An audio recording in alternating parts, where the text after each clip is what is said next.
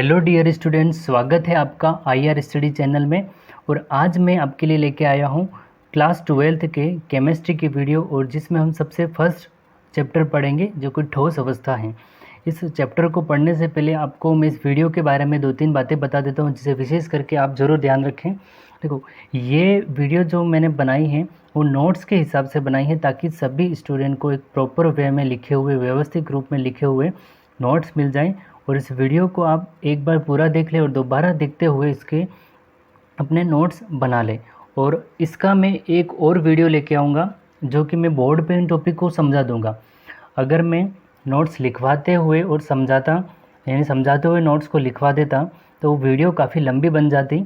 इसकी वजह से मैंने फर्स्ट एक वीडियो बनाई है। ये जो वीडियो है उसमें सारे नोट्स मिल जाएंगे सभी स्टूडेंट को।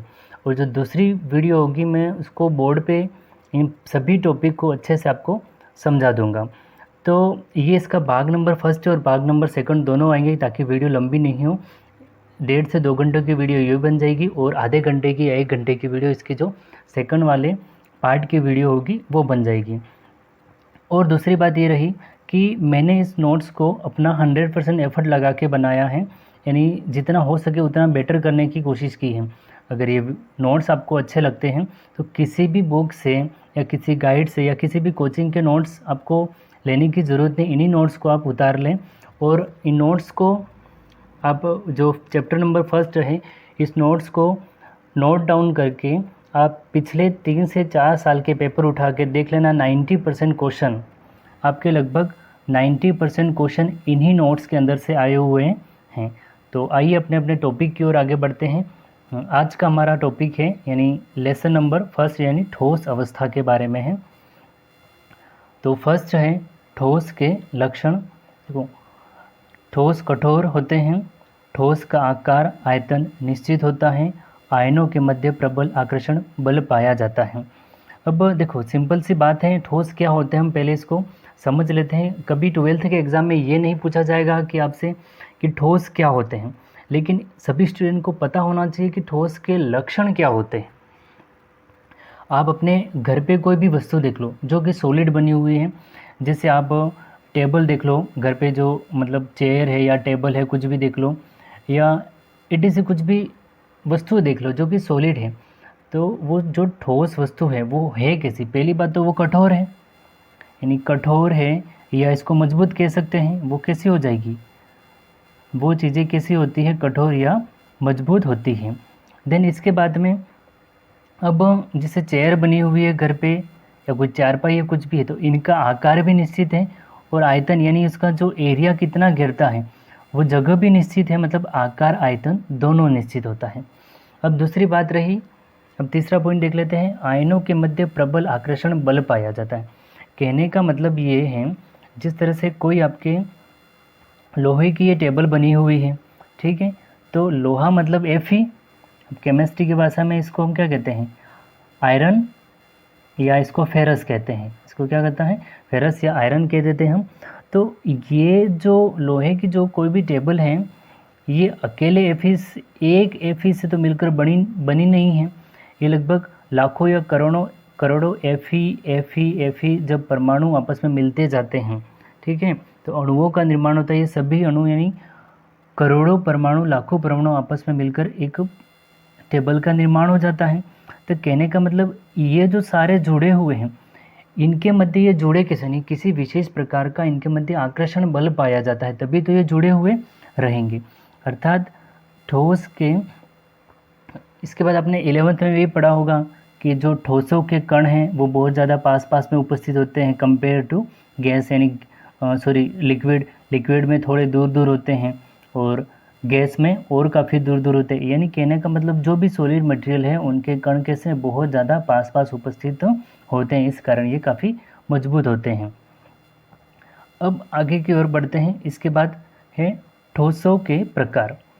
ठोस के प्रकार, ठोस 2 प्रकार के होते हैं, क्रिस्टलीय ठोस और अक्रिस्टलीय ठोस। अब क्वेश्चन यहाँ से बनता है आपका, और सिंपल वे में क्वेश्चन बनता है कि क्वेश्चन में 3 टाइप से बनते हैं, क्रिस्टलीय और अक्रिस्टलीय ठोस में अंतर बताइए, विषम देशिकता क्या है, समदेशिकता क्या है, और दीर्घ परासी व्यवस्था क्या और लघु परासी व्यवस्था क्या।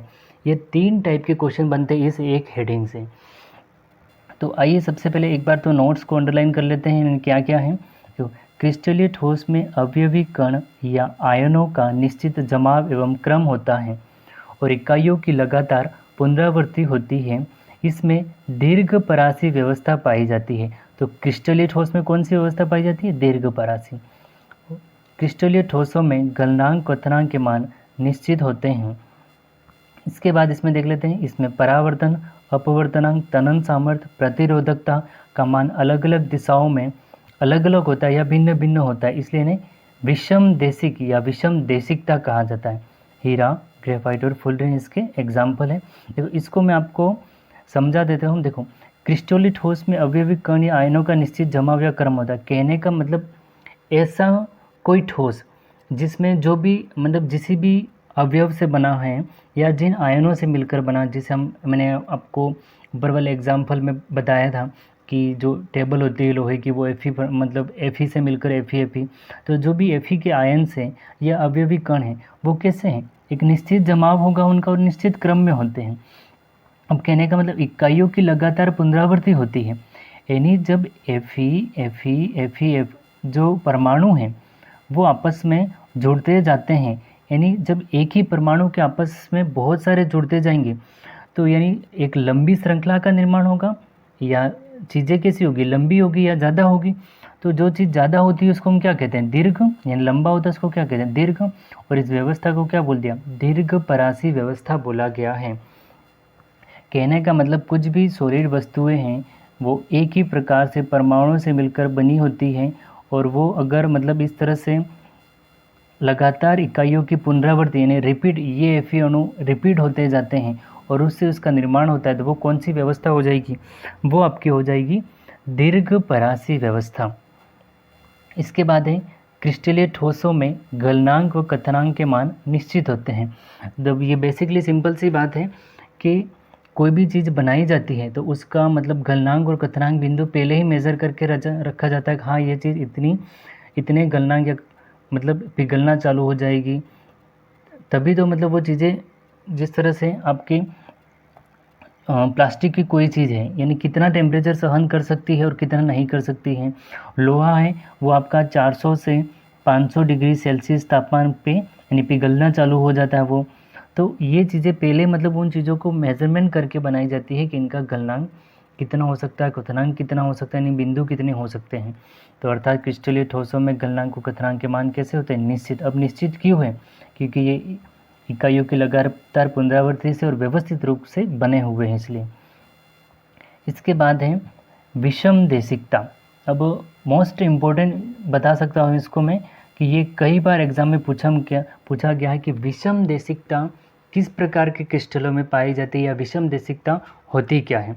तो मैं आपको समदेशिकता और विषम देशिकता दोनों को साथ में समझा दूंगा, एक बार आप इसको ज़रूर याद रखें विषम देशिकता क्या होती है। इसके बाद आगे की ओर बढ़ते हैं, ये है अक्रिस्टलीय ठोस। इसमें अवयवी कणों और परमाणुओं का निश्चित क्रम या जमाव नहीं होता है, यानी क्रिस्टलीय ठोस की तुलना में इसमें क्या है? उसमें जमाव निश्चित है, इसमें नहीं है। ये किसी भी ताप पर पिघल जाते हैं अतः इनके गलनांक और क्वथनांक के मान अनिश्चित होते हैं। अब अनिश्चित क्यों होते हैं? क्योंकि ये जिस भी आयन से बने हुए हैं या परमाणु से बने हुए हैं तो उनका क्रम या जमाव निश्चित है ही नहीं, तो किसी भी टेम्परेचर पे ये इजीली पिघल जाएंगे। इसके बाद है इसमें अपवर्तनांक, प्रतिरोधकता, परावर्तन, तनन सामर्थ्य का मान विभिन्न दिशाओं में समान होता है, इसलिए इन्हें समदेशिक कहा जाता है। मोमबत्ती, कांच, रबर और प्लास्टिक इसके एग्जाम्पल हैं। अब यहाँ पे आ गया आपका समदेशिक या समदेशिकता का गुण। तो यहाँ पे मैं आपको यहाँ पे एक पेज खाली है, मैं यहाँ पे समझा देता हूँ आपको। देखो यानी आप क्रिस्टलीय ठोस की बात कर देते हैं। क्रिस्टलीय ठोस में क्या पाया जाता है? विषम देशिकता। क्रिस्टलीय ठोस में क्या पाया जाता है? विषम देशिकता।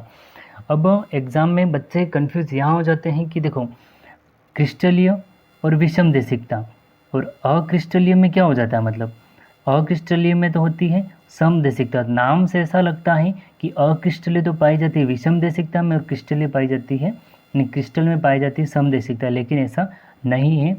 क्रिस्टलीय ठोसों में पाई जाती है विषमदेशिकता। देखो, जब हमने परिभाषा में पढ़ा था कि क्रिस्टलीय में आयन या परमाणु का जमाव कैसा होता है, एक निश्चित क्रम में। कहने का मतलब ये जो परमाणु हैं, यानी एक जैसे बड़े परमाणु हो गए, ये छोटे, ये छोटे, ये छोटे, ये छोटे परमाणु, ये बड़े, देन ये वापस छोटे परमाणु हो गए, और ये वापस बड़े परमाणु हो गए। यानी कहने का मतलब, यानी इनका जमाव कैसा, एक निश्चित क्रम में, एक बड़ा, एक छोटा, एक बड़ा, एक छोटा और एक बड़ा, या इस रूप में देखा जाती है, ये सारे बड़े हैं और ये सारे छोटे हैं, ये सारे बड़े हैं। अब कहने का मतलब ये है कि हमने पढ़ा ना, प्रतिरोधकता है, तनन सामर्थ्य है या अपवर्तन, इनका मान अलग अलग दिशाओं में कैसा होता है, अलग अलग। अब अलग अलग इसलिए होता है, देखो यहाँ से हम देखते हैं ये थोड़ा बड़ा, अगर यहाँ से इसका मान इस दिशा से देखते हैं, इसको आप ए और बी बिंदु मान लो, इसको आप सी और डी बिंदु मान लो, ठीक है। इसको ए बिंदु और इसको बी बिंदु, इसको सी और इसको डी बिंदु मान लो। यानी यहाँ से इसका मान देखा तो एक बड़ा, एक छोटा, एक बड़ा, एक छोटा, एक बड़ा, यानी अलग अलग मान प्राप्त हो रहा है। इसके बाद अगर मैं इसको यहाँ से देखूँ तो ये सारे छोटे हैं, तो इनका मान इस दिशा में भी अलग होगा। अगर इसका मैं यहाँ से यूँ देखूँ, यानी सी बिंदु से डी बिंदु की ओर देखता हूँ, तब भी इसका मान क्या हो जाएगा, अलग अलग ही होगा। और इस दिशा में मान देखो, यानी आप, या फिर इस दिशा में देखो, इसको आप बी और ए और बी मान सकते हो, इसको ए और बी मान सकते हो, आप अपने हिसाब से इसकी दिशा कुछ भी बना सकते हो, कौन सी दिशा आपको रखनी। कहने का मतलब आप किसी भी दिशा में देखो, अवयवी परमाणु आयन का निश्चित जमाव होने से अलग अलग दिशाओं में अलग अलग ही मान प्राप्त होता है, क्योंकि इनका आयन या परमाणु का जमाव कैसा है, निश्चित है, यानी व्यवस्थित क्रम में जमे हुए हैं।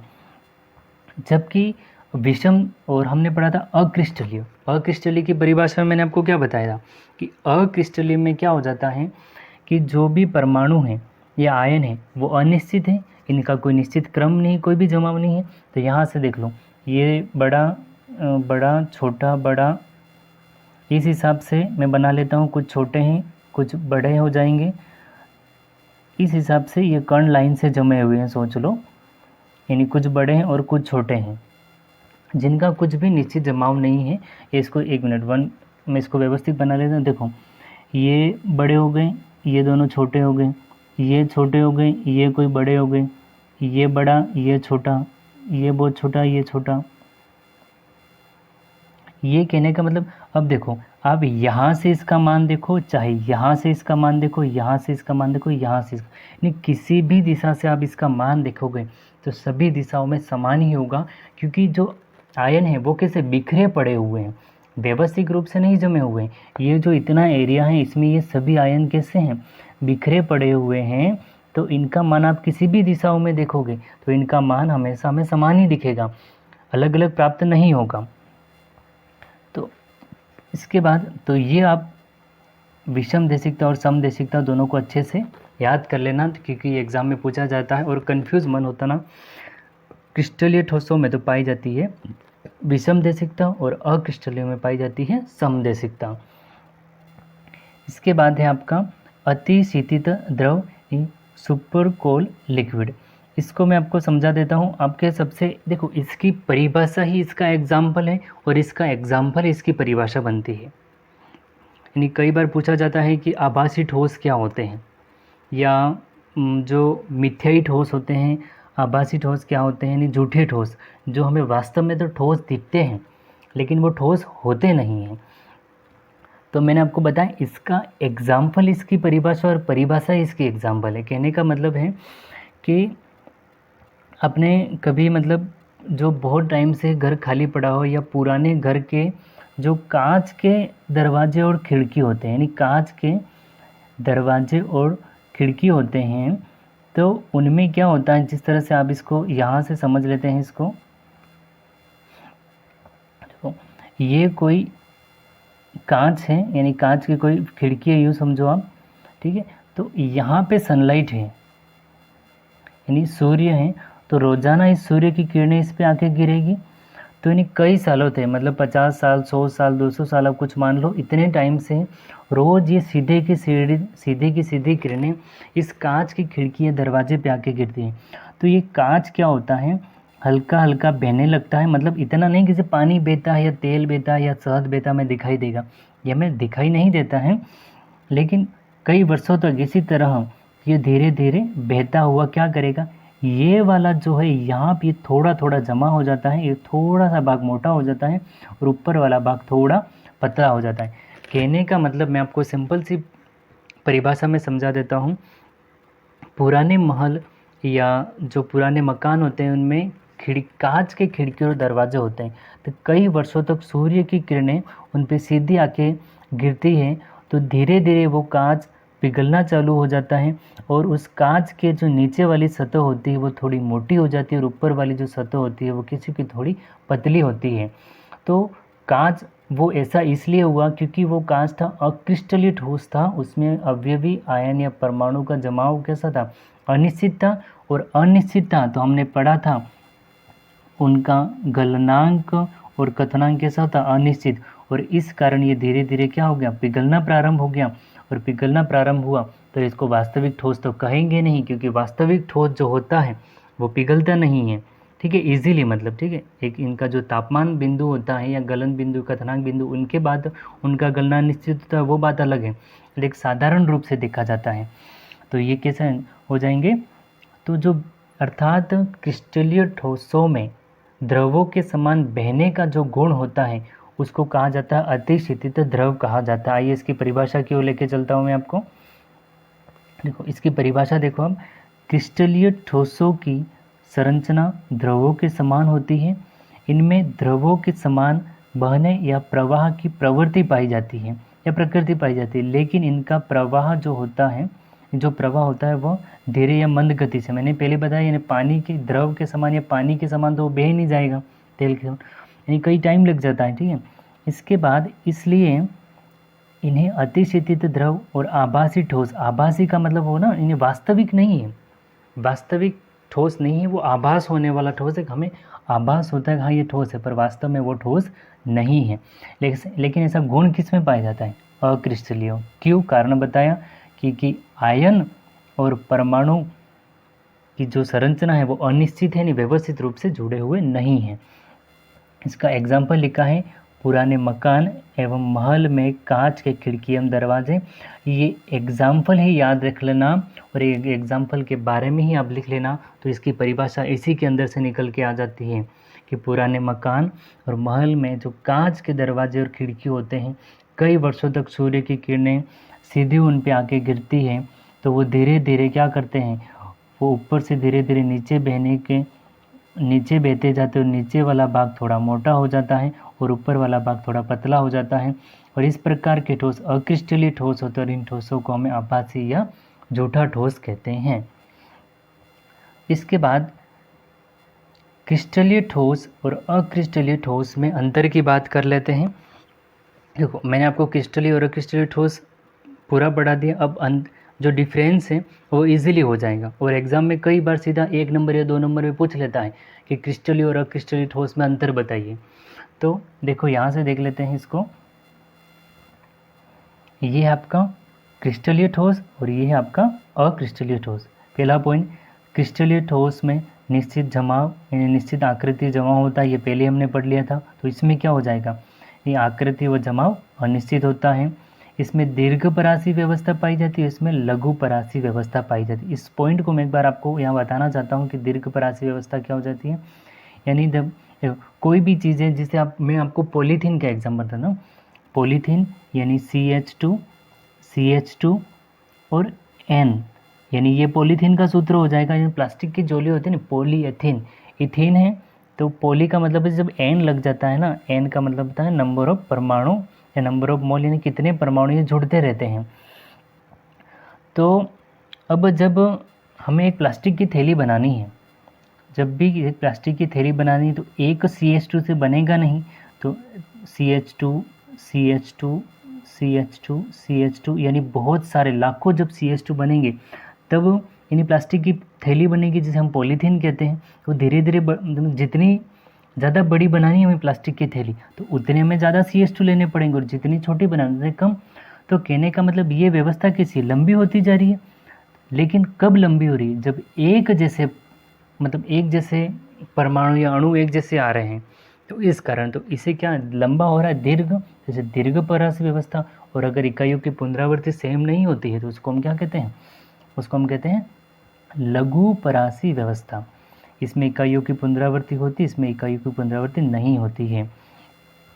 इसके बाद देखें, इसमें गलनांक और कथनांक के मान निश्चित होते हैं, इसमें गलनांक और कथनांक के मान अनिश्चित होते हैं, जो कि हमने पढ़ लिया। अब इनमें गलनांक और कथनांक के मान निश्चित क्यों होते हैं, क्योंकि आयन या परमाणु जो होते हैं वो एक निश्चित क्रम में जुड़े होते हैं, उनका जमाव एक निश्चित होता है, इसलिए वो इजीली मतलब किसी भी ताप पर वो पिघलना प्रारंभ नहीं करते हैं, उनका एक फिक्स गलनांक बिंदु होता है।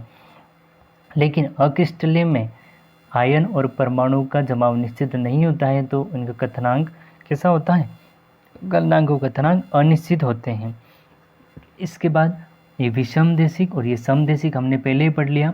इसके बाद निश्चित गलनांक के कारण, निश्चित गलनांक बिंदु होने के कारण ये वास्तविक ठोस कहलाते हैं। कैसे ठोस है, वास्तविक ठोस। और यहाँ पे इसको देख लेते हैं, अनिश्चित गलनांक होने के कारण आभासी ठोस कहलाते हैं। और आभासी ठोस का एग्जाम्पल बता दिया मैंने, यानी कांच, ठीक है, मतलब पुराने मकान या महल के जो खिड़की दरवाजे होते हैं उनके कांच की जो खिड़कियाँ होती है वो इसका आभासी ठोस का एग्जाम्पल हो गया, जिसके हम अतिशीतित द्रव भी कहते हैं। तो यहाँ से क्रिस्टलीय और अक्रिस्टलीय पूरा हो गया। समदेशिकता क्या है, विषमदेशिकता क्या है, ये भी समझ लिया। इस वीडियो को एक दो बार आप और देख लेना, इजीली समझ में आ जाएगा, और जब बोर्ड पे इसको पढ़ाएंगे तब और थोड़ा अच्छा समझ में आ जाएगा। इसके बाद ये मैंने इसको यहाँ से भी देख लिया है, जिसको मतलब अलग से भी पढ़ना है। विषमदेशिकता देखो, गण्य क्रिस्टल संरचना के अलावा अन्य सभी क्रिस्टल ठोसों के भौतिक गुण जैसे चालकता, अपवर्तनांक, कठोरता, तनन सामर्थ्य आदि के मान विभिन्न दिशाओं में भिन्न भिन्न होते हैं, विषमदेशिकता कहलाता है। और क्रिस्टलीय ठोस कैसे हैं, विषमदेशिक होते हैं। इसके बाद ये देखो, मैंने आपको समझाया था कि इसको आप ए मान लो, इसको बी मान लो, यानी ए सी आपकी मर्जी कोई भी मान लो आप, सी डी, इसको ए या बी मान लो।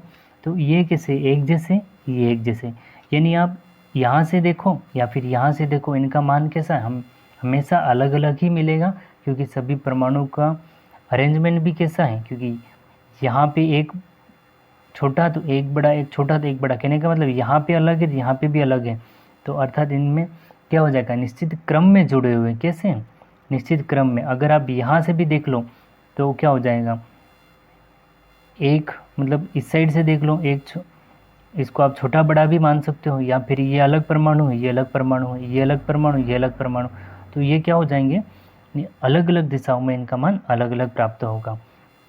और इसी तरह ये पूरी इसकी व्याख्या लिखी हुई है, इसको भी आप नोट डाउन कर लेना। और ये समदेशिकता के बारे में मैंने आपको समदेशिकता बता दिया है कि सभी दिशाओं में मान कैसा प्राप्त होता है, समान प्राप्त होता है, इन्हें समदेशिकता कहा जाता है। और ये किस में पाई जाती है, ये अच्छे से याद रखना।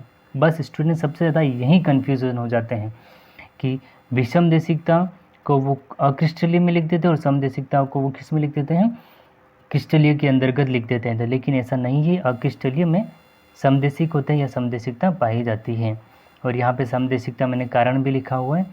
अब यहाँ पे आते हैं क्रिस्टलीय ठोस के प्रकार। अब यहाँ से क्रिस्टलीय ठोस के जो प्रकार हैं, यहाँ से जो बंध के आधार पे यानी बॉन्डिंग के बेस पे बताए हुए हैं, वो उनकी नेचर के आधार पे थे, मतलब कठोर होते हैं, दुर्बल होते हैं, किस प्रकार के होते हैं, वो उस आधार पे थे। लेकिन यहाँ पे जो है क्रिस्टलीय ठोस के जो यहाँ पे जो प्रकार बताए गए हैं, वो आपके आणविक ठोस, आयनिक ठोस, धात्विक ठोस, सहसंयोजक ठोस, ये इनके बंध के आधार पे बताए गए हैं। और मैं आपको बता दूं, देखो ये जो आयनिक ठोस है, धात्विक ठोस है, सहसंयोजक जो ठोस है, इन पे मैं ये जितने भी प्रकार के यानी जो कौन कौन से बंध होते हैं, यानी आणविक बंध क्या होता है, आयनिक क्या होता है, धात्विक क्या, सहसंयोजक क्या होता है, इन बंध पे भी एक अलग वीडियो बनाऊंगा, ताकि जो कॉलेज के भी कई स्टूडेंट रहते हैं जिनको मतलब कई टाइप के मतलब ये धात्विक बंध क्या है या सहसंयोजक बंध क्या इजीली समझ में नहीं आता है, तो उन सभी के लिए बनाऊंगा। तो यहाँ से एक बेसिक वे में इसको एक बार और समझ लेते हैं। देखो, आणविक ठोस यानी सिंपल सा इसको आप समझना। यहाँ पे देखो, मैं इसको यहाँ खाली पेज में इसको समझा देता हूँ। देखो, ये हाइड्रोजन है प्लस ये हाइड्रोजन है, यानी ये क्या बना H2, यानी परमाणु प्लस परमाणु मिलकर क्या बनाते हैं, अणु या आणविक। परमाणु प्लस परमाणु मिलकर क्या बनाते हैं, अणु बनता है। इसी तरह हाइड्रोजन परमाणु और दूसरा हाइड्रोजन परमाणु को मिलकर क्या बनाया, H2 बनाया। या फिर आप हीलियम प्लस हीलियम, या फिर कार्बन प्लस कार्बन यानी C2। तो ये क्या हो गए, ये परमाणु है और ये क्या है, अणु। ये परमाणु है और ये क्या है, अणु। यानी जब परमाणु प्लस परमाणु मिलते हैं तो क्या बनता है, अणु, या इसको हम क्या कहते हैं, आणविक। यानी परमाणविक और परमाणिक मिलकर क्या बनाते हैं, आणविक बनाते हैं। तो कहने का मतलब एक ये हाइड्रोजन है और एक ये हाइड्रोजन है, इसका एक इलेक्ट्रॉन और इसका एक इलेक्ट्रॉन। यहाँ पर सिंपल से आप इलेक्ट्रॉन के बेस पे नहीं समझे, क्योंकि सहसंयोजक को हम इलेक्ट्रॉन के बेस पे समझेंगे। अर्थात इन दोनों के आपस में जब क्रिया करवाते हैं या जब ये जुड़ते हैं तो ये मतलब क्या है, ये हाइड्रोजन और ये हाइड्रोजन ये आपस में जुड़ गए और क्या बना गया, H2। तो ये हो गया आपका आणविक ठोस। अगर ये सॉलिड हुआ तो आणविक ठोस, और इनके अंदर जो बंध पाया जाने वाला है वो कौन सा हो जाएगा, आणविक बंध हो जाएगा। आई थिंक समझ में आ गया। जब परमाणु और परमाणु मिलते हैं तो अणु बनता है, और उन अणु के मध्य जो बंध होता है उसे आणविक बंध कहा जाता है। अगर वो ठोस है तो उसे आणविक ठोस कहा जाता है। तो यहाँ पे ये आणविक ठोस हो गया। देखो, अध्रुवीय, ध्रुवीय और हाइड्रोजन बॉन्ड। अब यहाँ पे अध्रुवीय और ध्रुवीय को देखो, H2O2 I2 समझ में आ गया ना। H प्लस H बराबर H2, O प्लस O बराबर O2 और I प्लस I बराबर I2 बन जाएगा। तो ये सारे हो जाएंगे आपके क्या हो जाएंगे, आणविक। यानी इसके बाद है हाइड्रोजन एक परमाणु है और Cl एक परमाणु है, तो क्या बना दिया, HCl बना दिया। इसी तरह हाइड्रोजन बंध को भी समझ लो आप। हाइड्रोजन कितने हैं, 2 हाइड्रोजन है और ऑक्सीजन है, यानी H2O बना दिया। तो ये सारे क्या हैं, आणविक ठोस हैं, जो कि कितने प्रकार के होते हैं, अध्रुवीय होते हैं, ध्रुवीय होते हैं और हाइड्रोजन बंध होते हैं। और इनके गलनांक और कथनांक के मान निम्न होते हैं और विद्युत के कुचालक होते हैं। ये विद्युत के क्या होते हैं, कुचालक होते हैं। अब यहाँ पे आगे आपका आएगा कि चालक और अचालक क्या है, वहाँ पे हम समझ लेंगे विद्युत के कुचालक क्यों होते हैं। देखो, ठोसों में क्या होते हैं कि जब भी कोई ठोस विद्युत का चालन करता या नहीं करता, हम किस बेस पे समझते हैं, इसको हम समझते हैं मुक्त इलेक्ट्रॉन। यानी आपके पास फ्री इलेक्ट्रॉन, यानी किसी भी ठोस के पास में मुक्त इलेक्ट्रॉन है या नहीं, यानी फ्री इलेक्ट्रॉन है। अगर फ्री इलेक्ट्रॉन हुआ तो वो विद्युत धारा का प्रवाह करेगा और वो विद्युत धारा का सुचालक होगा या चालक होगा, वो कुचालक नहीं होगा। लेकिन यदि किसी के पास में इलेक्ट्रॉन, मुक्त इलेक्ट्रॉन नहीं है, फ्री इलेक्ट्रॉन नहीं है, तो वो कैसा हो जाएगा, कुचालक होगा। आपके 12th में मतलब अचालक, कुचालक ये सारा है, आगे हम इसको पढ़ेंगे ज़रूर। लेकिन इतना अभी याद रखना कि ठोसों के अंतर्गत मुक्त इलेक्ट्रॉन होना चाहिए तो वो विद्युत धारा का प्रवाह करेगा। अदरवाइज़ अगर उसमें मुक्त इलेक्ट्रॉन नहीं है तो वो विद्युत धारा का प्रवाह नहीं करेगा और वो कुचालक कहलाएगा। इसके बाद हाइड्रोजन बॉन्ड तो हम अलग से पढ़ेंगे, क्योंकि आपका टॉपिक भी हाइड्रोजन बॉन्ड, और हाइड्रोजन बॉन्ड को समझाने में पूरा 1 घंटे का वीडियो लगेगा अलग से। तो यहाँ से हाइड्रोजन बॉन्ड को भी नहीं समझना है। इसके बाद में ध्रुवीय और अध्रुवीय एक छोटी डेफिनेशन बता देता हूँ आपको कि जब देखो अध्रुवीय की परिभाषा बताता हूँ। अध्रुवीय, अध्रुवीय को समझना आप, मैं इसको यहाँ पे समझा देता हूँ। देखो, जब भी कोई ऐसा मतलब आपका अणु है जो कि ऐसे परमाणु से मिलकर बना होता है जिसको तोड़ने पर धन आयन और ऋण आयन का निर्माण नहीं होता है, यानी जब भी ऐसा कोई आणविक यौगिक है या अणु है तो जिनको तोड़ने पर धन आयन और ऋण आयन का निर्माण नहीं होता है, और यदि उनमें धन आयन और ऋण आयन का निर्माण होता है तो उनमें द्विध्रुव आघूर्ण का मान निश्चित नहीं होता है, या स्थिर द्विध्रुव आघूर्ण का मान उसमें नहीं होता है। जिस तरह से मैं आपको यहाँ बता देता हूँ कि H2 है, इसको आप तोड़ो, यानी H और H के रूप में टूटा, यहाँ पे कहाँ प्लस और माइनस बना, बताओ, ये कोई प्लस माइनस नहीं बनता। इसका एक सबसे अच्छा एग्जांपल C6H6 बेंजीन को लेता हूँ, और बेंजीन तो मोस्ट पॉपुलर है, सब जानते हैं, केमिस्ट्री इसके बिना अधूरी है बेंजीन के बिना। देखो आप C6H6 बेंजीन को तोड़ के बताओ मुझे, बेंजीन में कहाँ धन आयन और कहाँ ऋण आयन बन रहे हैं। तो क्या बेंजीन ध्रुवीय है? नहीं, बेंजीन ध्रुवीय नहीं है, क्योंकि बेंजीन में धन आयन ऋण आयन का निर्माण नहीं हो रहा है। इसके बाद कई एग्जाम्पल ऐसे होते हैं जिनमें उनको तोड़ने पर धन आयन और ऋण आयन का निर्माण हो जाता है, लेकिन उसमें याद रखना स्थिर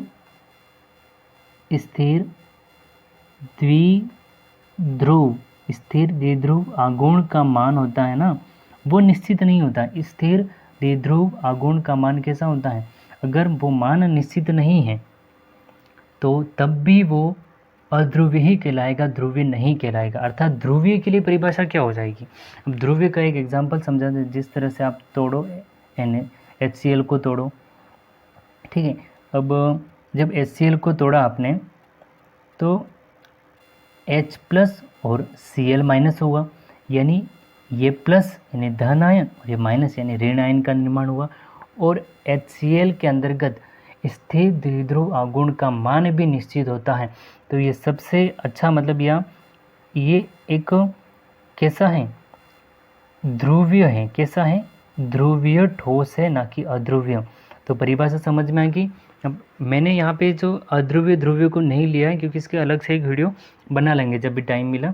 लेकिन आप तो भी नोट्स में साइड में लिख देना कि जब किसी अणु यानी आणविक कोई चीज़ होती है, उसको जब तोड़ते हैं, उसके जब दो भाग बनते हैं, तो उसमें धन आयन और ऋण आयन का निर्माण नहीं होता है, तो वो कौन सा हो जाएगा? अध्रुवीय हो जाएगा। और यदि धन आयन ऋण आयन का कई बार निर्माण हो जाता है, लेकिन उसमें स्थिर द्विध्रुव आघूर्ण का मान निश्चित नहीं है, तब भी वो क्या कहलाएगा? अध्रुवीय ही कहलाएगा। ध्रुवीय वे होते हैं जिनमें धन आयन और ऋण आयन का निर्माण भी होता है, और इनमें द्विध्रुव आघूर्ण का मान भी निश्चित या स्थिर उपस्थित होता है। तो मेरे अनुसार तो आपको क्रिस्टल ये समझ में आ चुका होगा कि आणविक ठोस क्या है। यानी परमाणु और परमाणु मिलकर अणु बनाते हैं, अणु के अंतर्गत जो बंध होता है आणविक बंध कहलाता है। और अध्रुवीय समझ में आ गया आपको, यानी प्लस और माइनस का निर्माण नहीं होता है, ध्रुवीय में प्लस और माइनस का निर्माण होता है। ऐसे कई एग्जाम्पल है, हम जिसको तोड़ के देखेंगे, लेकिन एक बेसिकली हमें इतना ही समझना है अभी तो, ठीक है। और हाइड्रोजन बॉन्ड हम अलग से समझेंगे। इसके बाद हम आयनिक ठोस की बात करते हैं। देखो Na और Cl यानी Na प्लस और Cl माइनस। अब इसको आप ध्रुवीय और अध्रुवीय के हिसाब से नहीं समझे, ये आयन से, ये अट्रैक्शन ऑफ फोर्स है। कैसा है? यानी देखो जब कोई NaCl है, ये है आपका NaCl, इस NaCl को तोड़ते हैं तो ये बनता है Na प्लस और ये बनता है Cl माइनस। या फिर इसको आप रिवर्स भी समझ सकते हो, Na परमाणु के पास में 1 इलेक्ट्रॉन की कमी है और Cl के पास 1 इलेक्ट्रॉन की अधिकता है। तो कोई भी अपने आप असंतुलित नहीं रहना चाहता है, सभी अपने आप को स्टेबल बनाए रखने चाहते हैं, कोई भी अनस्टेबल नहीं रखना चाहता है। तो ऐसी स्थिति में ये जो सोडियम परमाणु Na परमाणु Cl को बोलेगा कि मेरे पास 1 इलेक्ट्रॉन की कमी है, मैं असंतुलित हूँ। और इसी तरह Cl उसको बोलेगा मेरे पास 1 इलेक्ट्रॉन ज़्यादा हो गए हैं। तो ये आपस में क्या करेंगे? 1 इलेक्ट्रॉन की कमी वाला क्या करेगा? ज़्यादा के पास खींचेगा, और ज़्यादा वाला क्या करेगा? कम वाले को देगा। अर्थात Cl से ये 1 इलेक्ट्रॉन ग्रहण कर लेगा और आपस में क्या बना लेंगे? NaCl, और ये उदासीन हो जाएंगे। यानी अगर प्लस और माइनस का मतलब क्या है? 1 इलेक्ट्रॉन की कमी और 1 इलेक्ट्रॉन की अधिक। अगर -2 लिखा है तो 2 इलेक्ट्रॉन की अधिकता, और +2 लिखा है तो कहने का मतलब 2 इलेक्ट्रॉन की कमी हो जाएगी। लेकिन ये कैसे हैं? अट्रैक्शन ऑफ फोर्स से जुड़े हुए। कैसे हैं? अट्रैक्शन ऑफ फोर्स यानी उन दोनों के मध्य आकर्षण बल से जुड़े हुए हैं। इसी तरह KCl भी है, K+ और Cl- जोड़ते हैं तो क्या बन जाता है, KCl बन जाता है। और मैं आपको बता दूं कि आयनिक जो ठोस होता है वो सबसे मजबूत ठोस होता है। इसका सबसे बेस्ट एग्जाम्पल है आपका नमक है। आप देखो, अगर ये जो लोहा है वो 400 से 500 डिग्री सेल्सियस तापमान पर लोहा, हम Fe की बात करते हैं, लोहा जो अपने भट्टी में भी देखा होगा, जो 400 से 500 डिग्री सेल्सियस पे क्या पिघलना चालू कर देता है। वहीं यदि मैं आपकी नमक की बात कर लेता हूँ, आप कभी घर पे भी प्रयोग करके देख लेना, गैस चालू करके इसको तवी पे या किसी बर्तन पे रख देना, पूरी गैस की टंकी ख़त्म हो जाएगी, लेकिन ये पिघलेगा नहीं, ये बिल्कुल कठोर बन जाएगा ब्लैक होके, लेकिन ये पिघलता नहीं है। ठीक है, अब आप ये बोले कि सर पानी में तो पिघल जाता है, वो हम पढ़ेंगे सॉल्यूशन यूनिट नंबर 2 के चैप्टर नंबर 2 के अंतर्गत पढ़ेंगे। समान समान को घोलता है, एक नियम आता है। ठीक है, समान समान को घोलता है, एक वो नियम आता है, उसके अंतर्गत हम अलग से पढ़ेंगे। यहाँ पे हम ओनली फॉर इनकी मतलब टेम्परेचर की बात करते हैं, उनका तापमान की बात करें। तो ये जो आयनिक ठोस होते हैं ना, लगभग ये आपके 1500 से 2500 डिग्री सेल्सियस, यानी 2000 से 2500 डिग्री सेल्सियस या 1500 से 2000 2500 डिग्री सेल्सियस के मध्य पिघलना चालू करते हैं। अर्थात एक लोहे से भी मजबूत होते हैं ये नमक NaCl है। ये आयनिक जो ठोस होते हैं ये बहुत ज़्यादा मजबूत होते हैं, क्योंकि इनके अंदर जो बंध बनता है वो कैसा है, अट्रैक्शन ऑफ फोर्स से, आकर्षण बल के द्वारा जुड़े रहते हैं। धन आयन ऋण आयन के मध्य प्रबल आकर्षण बल से निर्मित जो बंध होता है उसको आयनिक बंध कहा जाता है, तथा इस प्रकार के ठोस को आयनिक ठोस कहा जाता है। परिभाषा लिख लेना, वापिस मैं एक बार बोल रहा हूँ कि धन आयन ऋण आयन के मध्य प्रबल आकर्षण बल से निर्मित बंध को आयनिक बंध कहा जाता है, तथा इस प्रकार निर्मित ठोस को आयनिक ठोस कहा जाता है। इसके बाद दूसरा पॉइंट, भ्रंगुर प्रकृति होती है। इसके बाद जलीय विलयन सुचालक होता है, तो ये चालक सुचालक हम पढ़ेंगे, यहाँ पे टाइम वेस्ट नहीं करना है। इसके बाद धात्विक ठोस के बारे में, C है मतलब कैल्शियम है, FeZn। इसके बाद आपका Hg है, सिल्वर, Au गोल्ड है, एल्यूमिनियम है, बहुत सारे धातु आ जाते हैं। ठीक है, इसके बाद विद्युत के सुचालक होते हैं कठोर, चमकीले और आघात वर्धनीय तन। देखो धात्विक ठोस को मैं बता दूँ, देखो कई सारे साइंटिस्ट थे, ये आपकी आई थिंक जो BSc फर्स्ट ईयर है, BSc फर्स्ट ईयर में धात्विक ठोस के बारे में कई सारी 2 से 3 थ्योरी दे रखी है कि धात्विक ठोस को समझाने के लिए। स्टार्टिंग में 1 और 2 वैज्ञानिक आए थे जिन्होंने धात्विक ठोस को स्टार्टिंग में सहसंयोजक ठोस माना, या जो धात्विक बंध है, जो आपका धात्विक बंध हो जाएगा उसकी जो प्रकृति है उन्होंने शुरुआत में सहसंयोजक मानने की कोशिश की थी, या फिर इसको ऐसा प्रूव करने की कोशिश की थी, लेकिन ऐसा सिद्ध नहीं हो सकता। क्योंकि मैं यहाँ पे बेसिकली ये कोई टेबल है, अपन अपने घर पे भी देखी होगी लोहे की टेबल, मैंने आपको पहले ही समझा दिया था। तो उसमें उन्होंने क्या देखा कि ये Fe और Fe, तो ये इससे जुड़ा हुआ है, तो ये इससे जुड़ा, ये इससे जुड़ा हुआ है, ये इससे जुड़ा। तो कहने का मतलब है अगर इस पर हम कोई चोट मारते हैं तो ये वाला बंध टूट जाएगा, तो कोई दिक्कत नहीं है। ये बंध क्या, ये Fe क्या करेगा, इस नीचे वाले से जुड़ जाएगा।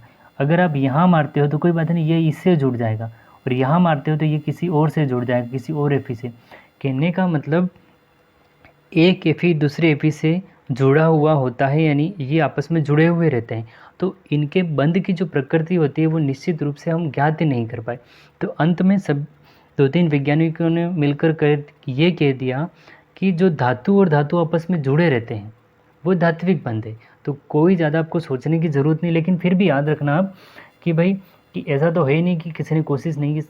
2-3 वैज्ञानिकों ने कोशिश की इसको सहसंयोजक बताएं, या किसी ने बोल दिया इसको आयनिक बता दें। हमने कोशिश ज़रूर की गई थी कि धात्विक ठोस को किसी और तरीके से परिभाषित किया जा सके, लेकिन उन्होंने देखा कि एक धातु जब आपस में टूटता है तो किसी और धातु के साथ जुड़ जाता है, किसी और के साथ उसका बंध टूटता है तो तीसरे के साथ जुड़ जाता है, तीसरे के साथ टूटता है तो वो चौथे के साथ जुड़ जाता है।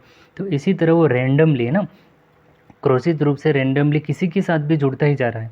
तो उन्होंने अंत में यही कह दिया कि धातु और धातु मिलते हैं या धातु और धातु जिस बंध से जुड़े धात्विक बंध है। और आपने धात्विक बंध तो बहुत सारे देखे होंगे घर में। आपने एयू सोना देखा है, चांदी देखी है, एल्यूमिनियम के तार देखे हैं, सीयू कॉपर के तार देखे हैं, जेड एफी कैल्शियम, सॉरी ये यहाँ नहीं होगा शायद से। इसके बाद ये मोस्ट ऑफ याद रखो, और ये है सुचालक, इसको हम जरूर देख लेंगे। सुचालक मतलब सिंपल सा एग्जांपल, कॉपर के तार अपने घर में देखे होंगे, एल्यूमिनियम के देखे होंगे। यानी जो ठोस होते हैं ना, धातु होते हैं, वो विद्युत के सुचालक होते हैं या विद्युत के चालक होते हैं, क्योंकि उनमें मुक्त इलेक्ट्रॉन होता है। लेकिन किसमें, जो आपके संक्रमण तत्व होते हैं ना, प्रथम संक्रमण श्रेणी, द्वितीय संक्रमण श्रेणी, तृतीय संक्रमण श्रेणी, उन ट्रांजिशन जो एलिमेंट होते हैं उनमें मुक्त इलेक्ट्रॉन पाए जाते हैं। तो ये वो मुक्त इलेक्ट्रॉन पाया जाता है तो वो क्या करेगा, वो आपका विद्युत धारा का प्रवाह करता है। तो वे किससे हो जाएंगे, वो हो जाएंगे आपके सुचालक हो जाएंगे। इसके बाद चमकीले, कठोर, आघातवर्धीन, आघातवर्धीन का मतलब चोट पहुंचाने वाले। आघात का मतलब क्या होता है, चोट पहुंचाने वाले। जैसे लोहे की कोई वस्तु हाथ पे मार के देख लो आप, तो चोट तो लगेगी, आघात होगा तो आघात वर्धनीय। इसके बाद है सहसंयोजक ठोस, यानी हीरा, ग्रेफाइट, फुलरिन, गलनांक, क्वथनांक उच्च और कठोर प्रकृति। इसकी हम परिभाषा, हाँ इसको यहाँ से देखिए अब सहसंयोजक बंध या संयोजी बंध, ये आपका केमिस्ट्री का जो इनऑर्गेनिक केमिस्ट्री है या फिजिकल केमिस्ट्री पढ़ लो, आप ऑर्गेनिक केमिस्ट्री पढ़ लो। एक तो आपका बेंजीन C6H6 एक तो बेंजीन है, ठीक है। इसके बाद आपके सहसंयोजक बंध है, कार्बन क्या है, हाइड्रोजन क्या है, और मतलब तत्व, परमाणु, यौगिक, ये एक बेसिक परिभाषा है या बेसिक चीज़ें हैं जिनको आपको समझना ज़रूरी है, वरना इसके बिना आपको केमिस्ट्री इजीली समझ में नहीं आएगी। तो कई स्टूडेंट्स को पहली बात तो ये 12th पास होने के बाद में भी, तो कॉलेज में भी जाके वो ये नहीं बता पाते हैं कि सहसंयोजक बंध क्या है। तो आप इसको सिंपल सा समझें, जब दो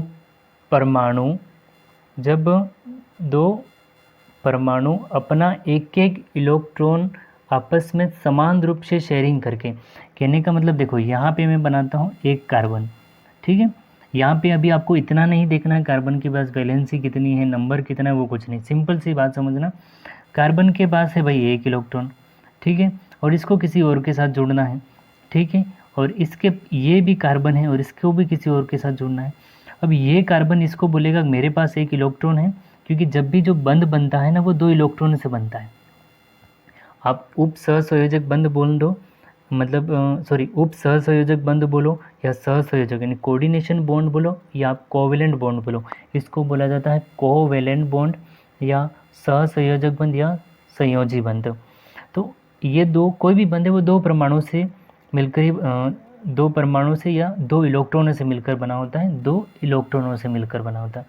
तो कहने का मतलब ये कार्बन अपना एक इलेक्ट्रॉन देगा और ये वाला एक इलेक्ट्रॉन देगा, आपस में इलेक्ट्रॉन जुड़े तो ये जो बंध है वो कौन सा हो जाएगा आपका, सहसंयोजक बंध। इसको एक बार और देख लो, जिस तरह से ये हाइड्रोजन इसके पास एक इलेक्ट्रॉन है और ये हाइड्रोजन इसके पास ये एक इलेक्ट्रॉन है, तो जब एक परमाणु अपना ये इलेक्ट्रॉन और ये एक परमाणु, अर्थात इसकी परिभाषा कैसे बनेगी, जब 2 परमाणु, इन दोनों को अच्छे से याद रखना, जब 2 परमाणु अपना एक एक इलेक्ट्रॉन, में जो राइट कर रहा हूँ उसको जरूर देखें आप, जब 2 परमाणु अपने एक इलेक्ट्रॉन समान रूप से शेयरिंग करके, शेयर करना जानते हो, साझा करना, एक दूसरे को शेयर करना, तो समान रूप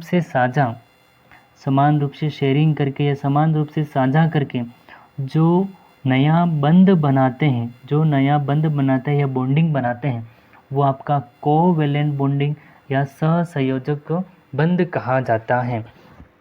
इसकी परिभाषा यहाँ देखें, तो जब 2 परमाणु इलेक्ट्रॉन का आपस में समान साझा यानी संयोग यानी ओवरलैपिंग करके जो नया बंध बनाते हैं उसे सहसंयोजक बंध या संयोजी बंध कहा जाता है। ये एग्ज़ाम में ही आपसे नहीं पूछा जाएगा कि सहसंयोजक बंध क्या है, हाँ आपसे उप सहसंयोजक बंध क्या है ये ज़रूर पूछा जा सकता है, ठीक है। लेकिन ये संयोजी बॉन्ड, कोवेलेंट बॉन्ड क्या है ये एग्ज़ाम में नहीं पूछा जाता, लेकिन ये बेसिक नींव है, इसको जानना ज़रूरी है।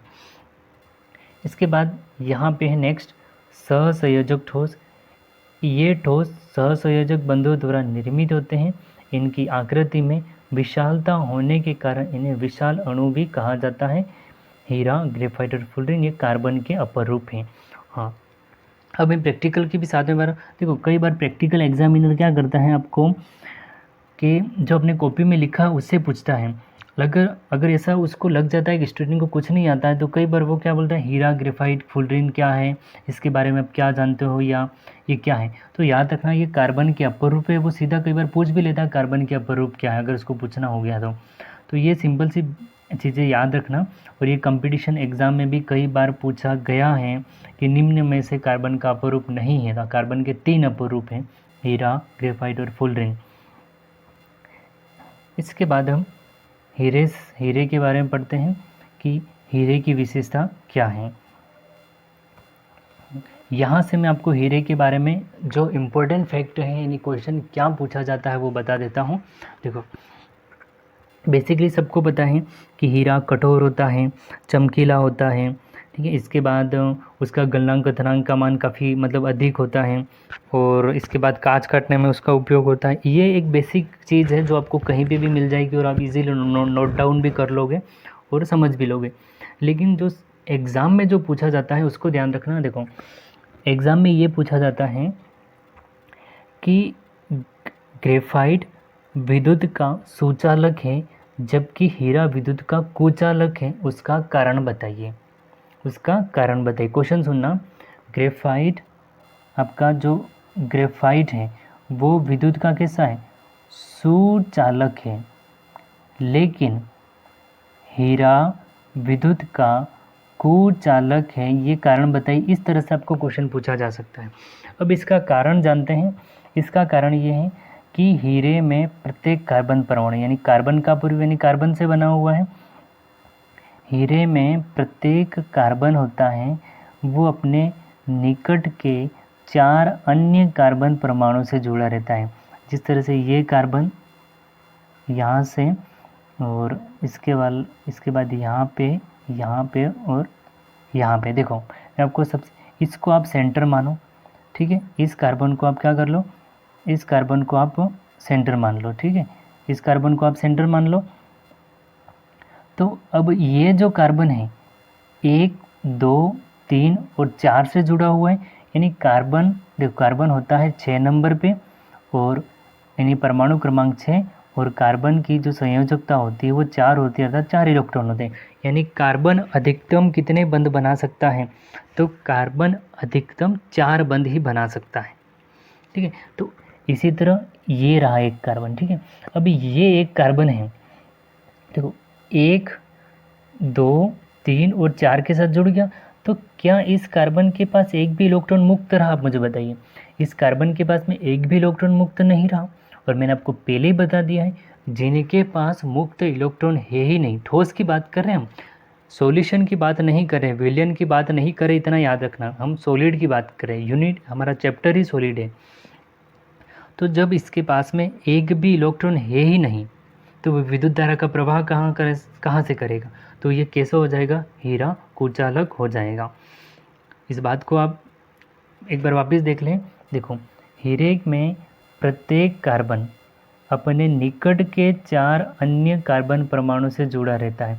यानी कोई भी कार्बन ले लो, 4 अन्य कार्बन से जुड़ा रहता है। यानी वो जब 4 अन्य कार्बन से जुड़ा रहता है तो उसके पास कोई इलेक्ट्रॉन ही नहीं रहेगा, तो वो कैसा हो जाएगा, वो विद्युत का कुचालक होगा या विद्युत का अचालक होगा, विद्युत धारा का प्रवाह नहीं करेगा, क्योंकि इसके अंतर्गत एक भी मुक्त इलेक्ट्रॉन नहीं है।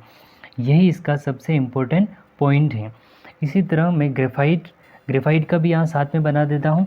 हम पढ़ेंगे अब ग्रेफाइट के बारे में, ठीक है। अब ग्रेफाइट के बारे में देखो, ग्रेफाइट में प्रत्येक कार्बन परमाणु अपने निकट के 3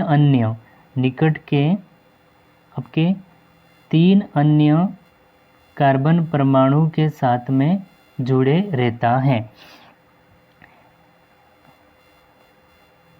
अब देखिए आप, मैं आपको यहाँ से इसको बता देता हूँ। देखो, इसको आप मान लो सेंटर, इसको आप मान लो सेंटर, यानी ये कार्बन है जिसके पास 4 इलेक्ट्रॉन है, इस कार्बन की 4 संयोजकता है। जब इस कार्बन की 4 संयोजकता है या 4 इलेक्ट्रॉन है, 4 वैलेंसी है, तो एक बंध बनाया, 2 बंध बनाए, 3 बंध बनाए, रहा कितना? एक, अर्थात इसके पास एक मुक्त इलेक्ट्रॉन है। इसी तरह इसको उठा लो आप या इसको उठा लो, एक बंध बना लिया, 2 बंध बना लिए, 3 बंध बना ली, तो 3 इलेक्ट्रॉन गए, यानी 1 2 3। भाई ये तो भी इलेक्ट्रॉन देगा, सिंपल सी बात है, इस बात को जरूर समझना आप। तो ये से 4 बन जाएगा यहाँ से, तो एक हटा देना, ठीक है। यहाँ से एक, इसको नहीं मानना, 1 2 और 3 मानना, इसको एक। अब देखो, एक बंद, 2 बंद, 3 बंद, यानी एक इलेक्ट्रॉन, 2 इलेक्ट्रॉन, 3 इलेक्ट्रॉन गए।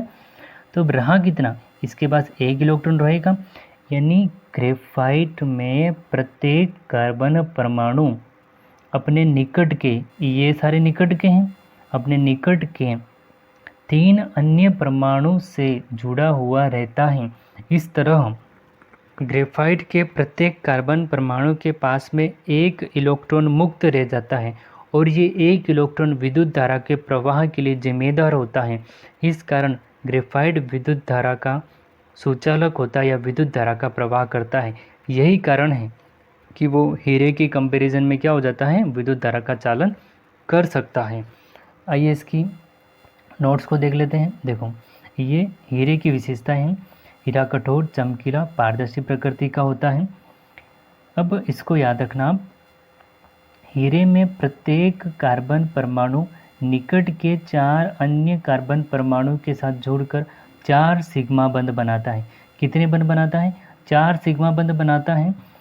हीरे में त्रिविम संरचना बनती है जिसमें प्रबल सहसंयोजक बंध का निर्माण होता है। इसके बाद हीरे में कार्बन और कार्बन के बीच में बंध लंबाई 1.45 pm होती है, पिकोमीटर। pm का मतलब क्या हो जाएगा? पिकोमीटर हो जाएगा। सहसंयोजक बंधों का निर्माण होता है, अतः ये कठोर उच्च गलनांक बिंदु युक्त होते हैं। हीरे में प्रत्येक कार्बन परमाणु के पास एक भी इलेक्ट्रॉन मुक्त नहीं रहता है, इसलिए विद्युत धारा का चालन नहीं करता, अतः हीरा विद्युत धारा का या विद्युत का कुचालक पदार्थ होता है। क्यों? क्योंकि यहाँ पे मैंने कारण बता दिया है। प्रत्येक क्या कर लेगा? प्रत्येक कार्बन 4 अन्य के साथ जुड़ जाएगा, 4 संयोजकता पूरी कर लेगा, कोई भी इलेक्ट्रॉन मुक्त नहीं रहेगा, तो बंध का निर्माण कर लेता है। इसलिए यहाँ पे भी लिख सकते हो, इसलिए एक भी इलेक्ट्रॉन मुक्त नहीं रहता है। तो ये बात समझ में आ गई आपको। इसके बाद उपयोग आभूषण काटने में, कांच काटने में, फोनोग्राम की सुइयाँ बनाने में। इसके बाद है यहाँ पे हीरे का डायग्राम है। मैंने हीरे का डायग्राम इसलिए नहीं बनाया क्योंकि आप इसको गूगल पे यानी नेट पे कहीं से भी डाउनलोड करके देख सकते हो या बना सकते हो। एग्ज़ाम में नहीं पूछा जाएगा आप हीरे, फुलरिन या ग्रेफाइट का डायग्राम बनाएं, बस इनकी विशेषता के बारे में आपसे पूछा जा सकता है। इसके बाद हम पढ़ रहे हैं ग्रेफाइट। ग्रेफाइट की निम्न विशेषताएं निम्न हैं। ग्रेफाइट नरम, चिकना, षटकोणीय प्रकृति का होता है। इसकी संरचना परतदार होती है। इसके बाद दूसरा है, ग्रेफाइट में प्रत्येक कार्बन परमाणु, देखो अच्छे से इस लाइन को याद रखना, ग्रेफाइट में प्रत्येक कार्बन परमाणु 3 अन्य कार्बन परमाणु के साथ जुड़कर 3 सिग्मा बंध बनाता है। कितने सिग्मा बंध बनाता है? 3 सिग्मा बंध। अब सिग्मा बंध क्या है ये तो आप 11th में पढ़ के आ चुके होंगे, लेकिन फिर भी मैंने आपको बताया है सभी प्रकार के बंध को लेकर, यानी जितने प्रकार की बॉन्डिंग है उन बॉन्डिंग को लेकर मैं एक वीडियो अलग से ज़रूर बनाऊंगा ताकि वो सभी के लिए बेनिफिट हो जाए। इसके बाद है नरम, न्यूनतम गलनांक युक्त होता है। ग्रेफाइट में प्रत्येक कार्बन परमाणु के पास एक इलेक्ट्रॉन मुक्त रहता है, इसलिए विद्युत धारा का चालन करता है, अतः ग्रेफाइट कैसा है? सुचालक है या विद्युत धारा का चालन करता है। इसके बाद इसके उपयोग स्नेहक के रूप में पेंसिल की नीब पेंसिल की नीब है ना, या जो मतलब इस जो पेंसिल है वो ब्लैक कलर की नीब होती है वो, और मशीनों में ग्रीस के स्थान पर ग्रेफाइट का उपयोग किया जाता है। अब मैं जो कुचालक और अचालक था उसको एक बार यहाँ और बताना चाहता हूँ। देखो, जैसे मैं लिखता हूँ ऐसे याद रखना। हीरे में, यानी हीरा कार्बन से मिला है, हीरे में प्रत्येक कार्बन, यानी ये कार्बन हो गया, अपने निकट के 4 अन्य कार्बन से जुड़ा हुआ है। कहने का मतलब अभी ये क्या हो जाएगा, ये इससे जुड़ा हुआ है, ये इससे जुड़ा, ये इससे जुड़ा, ये इससे जुड़ा, यानी इसके बाद और ये इसे, यानी ये देख लो 1 2 3 4 और ये 1 2 3 4, यानी इसके पास भी 4 इलेक्ट्रॉन पूरा, यानी ये सिग्मा बंद, ये सिग्मा बंद, ये सिग्मा बंद और ये सिग्मा बंद, 4 सिग्मा बॉन्ड बना लिए, और 4 सिग्मा बॉन्ड बना लिए तो एक भी इलेक्ट्रॉन मुक्त नहीं रहा है, तो ये कुचालक हो जाएगा। और ग्रेफाइट की बात कर लेते हैं, तो ग्रेफाइट में एक कार्बन 3 कार्बन से जुड़ा रहता है, सॉरी यहाँ पे 4 हो जाएगा। देखो ये कार्बन है 1 2 और ये 3, ये 1 और 2 और ये 3, यानी 1 बंद 2 बंद और 3 बंद, यानी 3 सिग्मा बंद हो गए, 3 सिग्मा बॉन्ड हो गए, तो एक चौथा इलेक्ट्रॉन तो मुक्त रहेगा चौथा बंद बनाने के लिए, और फिर चौथा बंद यानी चौथा कार्बन इसको नहीं, इसके पास नहीं है, क्योंकि प्रत्येक कार्बन 3 अन्य के साथ जुड़ा रहता है, ना कि 4 के साथ में। तो एक इलेक्ट्रॉन मुक्त रहेगा तो बहुत सारे कार्बन हुए, तो बहुत सारे मुक्त इलेक्ट्रॉन हो गए, तो वो विद्युत धारा का आगे प्रवाह करेंगे या विद्युत धारा का चालन करेंगे। इसके बाद हम फुलरिन की ओर आगे बढ़ते हैं। नेक्स्ट है कार्बन का अपरूप, तीसरा अपरूप है फुलरिन। और फुलरिन से ये पूछा जाता है कि फुलरिन में कुल कितने फलक होते हैं। ये आपको बेसिक में जो मतलब आपका वाइवा चलता है उसमें पूछा जा सकता है कि फुलरिन में कितने फलक होते हैं। तो इसमें देखो फुलरिन में ये पर लिखा नहीं, परमाणु, ठीक है। फुलरिन में परमाणु की संख्या 60 होने पर कार्बन 60 और परमाणु की संख्या 70 होने पर कार्बन 70 कहा जाता है। इसकी आकृति फुटबॉल के समान होती है और इसे बॉकी बॉल भी कहा जाता है। ये एक सामान्य जानकारी है, बस आपको इतना याद रखना है। फुलरिन में 32 फलक होते हैं। कितने होते हैं? 32। और इसमें 20 फलक होते हैं, वो आपके होते हैं षटकोणीय, और 12 फलक होते हैं पंचकोणीय। तो मैंने आपको बताया कि फुलरिन में आपको क्या चीज़ याद रखनी है, फुलरिन के फलक याद रखने हैं। फुलरिन की आकृति बॉकी बॉल या फुटबॉल के समान होती है, एक कॉमन बात है, लेकिन फुलरिन में 32 फलक होते हैं, 20 फलक तो आपके षटकोणीय और 12 फलक पंचकोणीय, ये 6 कोनों वाले और 5 कोनों वाले। इसके बाद इसका उपयोग सुपर कंडक्टर के रूप में, अतिचालक के रूप में इसका उपयोग किया जाता है। यहाँ पे मैंने ग्रेफाइट और फुलरिन का डायग्राम के लिए जगह छोड़ी हुई है। इसके बाद हम पढ़ते हैं क्रिस्टल जालक। इसके बाद हम क्रिस्टल जालक। अब देखो पहले इसकी हम परिभाषा देख लेते हैं क्रिस्टल जालक की, इसके बाद इसको क्रिस्टल जालक को बना के समझेंगे। देखो क्रिस्टलीय जालक में अनेक छोटी छोटी इकाइयाँ होती हैं जिन्हें एकक कोष्ठिका कहते हैं। एक क्रिस्टल जालक में एक समान कई एकक कोष्ठिका की लगातार पुनरावृत्ति होती जाती है, जिससे एक बड़े संरचना का निर्माण होता है, जिसे क्रिस्टल जालक कहा जाता है। क्रिस्टल जालक का निर्माण होता है। एक तो ये इसकी परिभाषा होगी, डेफिनेशन। एक ये है इसकी परिभाषा कि क्रिस्टलीय ठोसों में अवयवी कण यानी परमाणु हो गए या कण हो गए, तीनों विमाओं में यानी दिशा, विमा का मतलब क्या, दिशाओं में एक नियमित और निश्चित ज्यामिति में व्यवस्थित होते हैं, और अवयवी कणों की इस त्रिविम व्यवस्था को क्रिस्टल जालक कहते हैं। अब हमें सबसे पहले तो समझना होगा कि एकक कोष्ठिका क्या है। जिस तरह से मैं एकक कोष्ठिका को आपको पॉलीथीन के एग्जाम्पल से समझाता हूँ। कहने का मतलब है कोई एक प्लास्टिक की बड़ी थैली बनाई आपने, मैंने आपको बता दिया था कि ये होता है आपका इथेन, और एन लगा देते हैं यहाँ पे, तो ये होता था पॉलीथीन, यानी जो CH2 के बहुत सारे अणु जुड़ सकते हैं, तो बड़ी थैली यानी पॉलीथीन का निर्माण होगा। तो इसकी एक बेसिक नींव कौन सी है, तो वो आपकी हो जाएगी CH2 और CH2, यानी ये जो इकाई है वो इसकी एक नींव है, एक एकक कोष्ठिका कह सकते हैं। मतलब एकक, इसकी इकाई क्या है।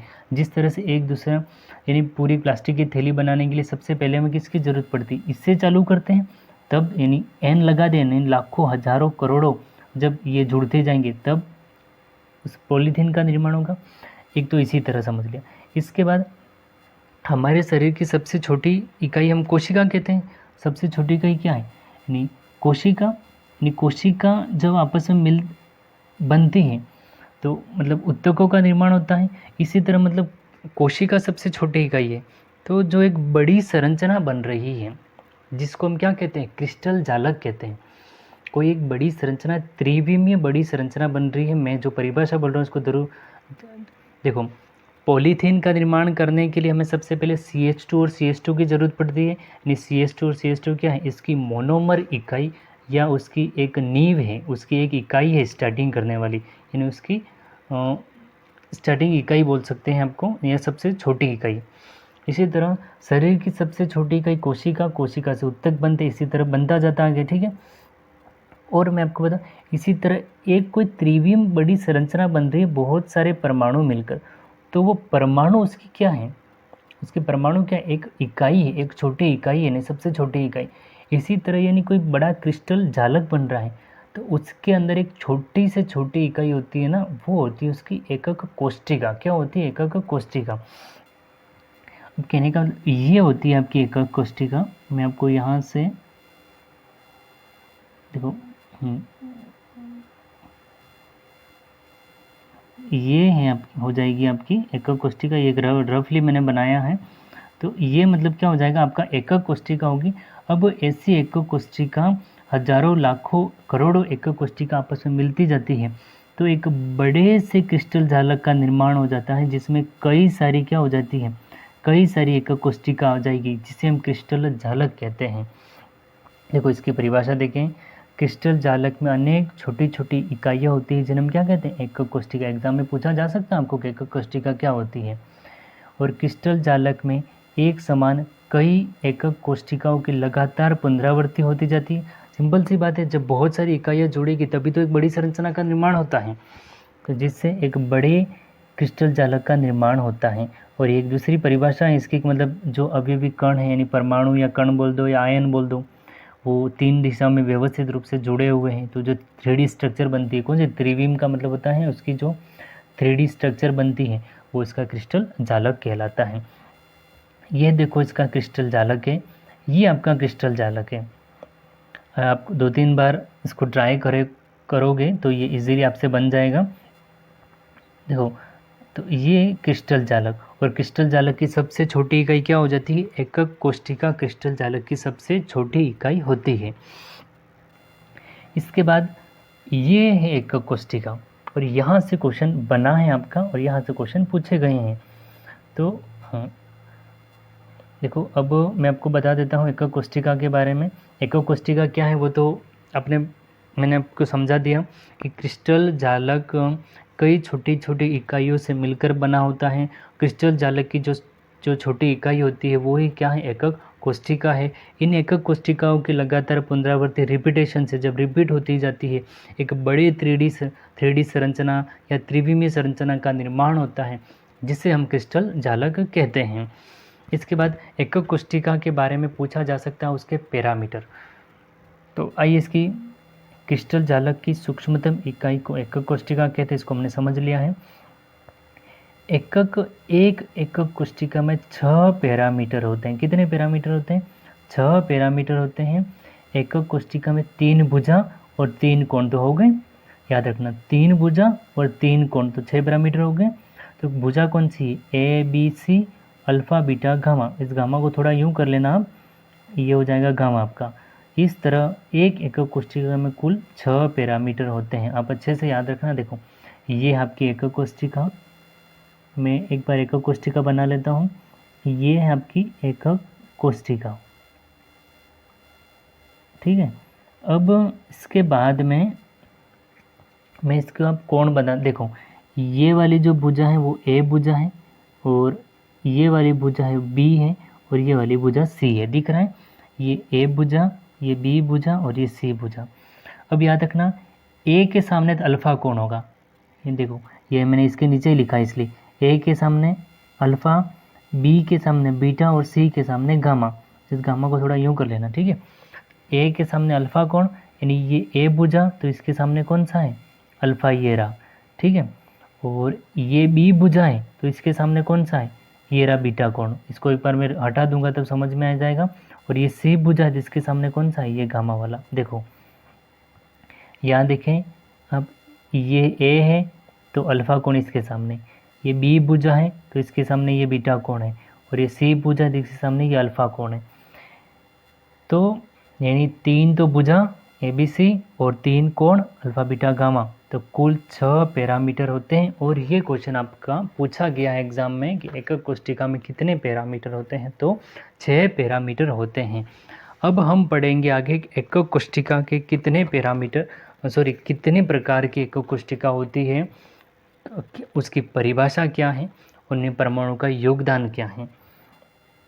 तो देखो यहाँ से देखते हैं, सामान्यतः एकक कोष्टिका 3 प्रकार की होती है, आद या मतलब मूल या सामान्य एकक कोष्टिका। एक तो सामान्य एकक कोष्टिका जो भी हमने ऊपर बनाई थी, एक है आपकी काय केंद्रित एकक कोष्टिका और एक है फलक केंद्रित कोष्टिका।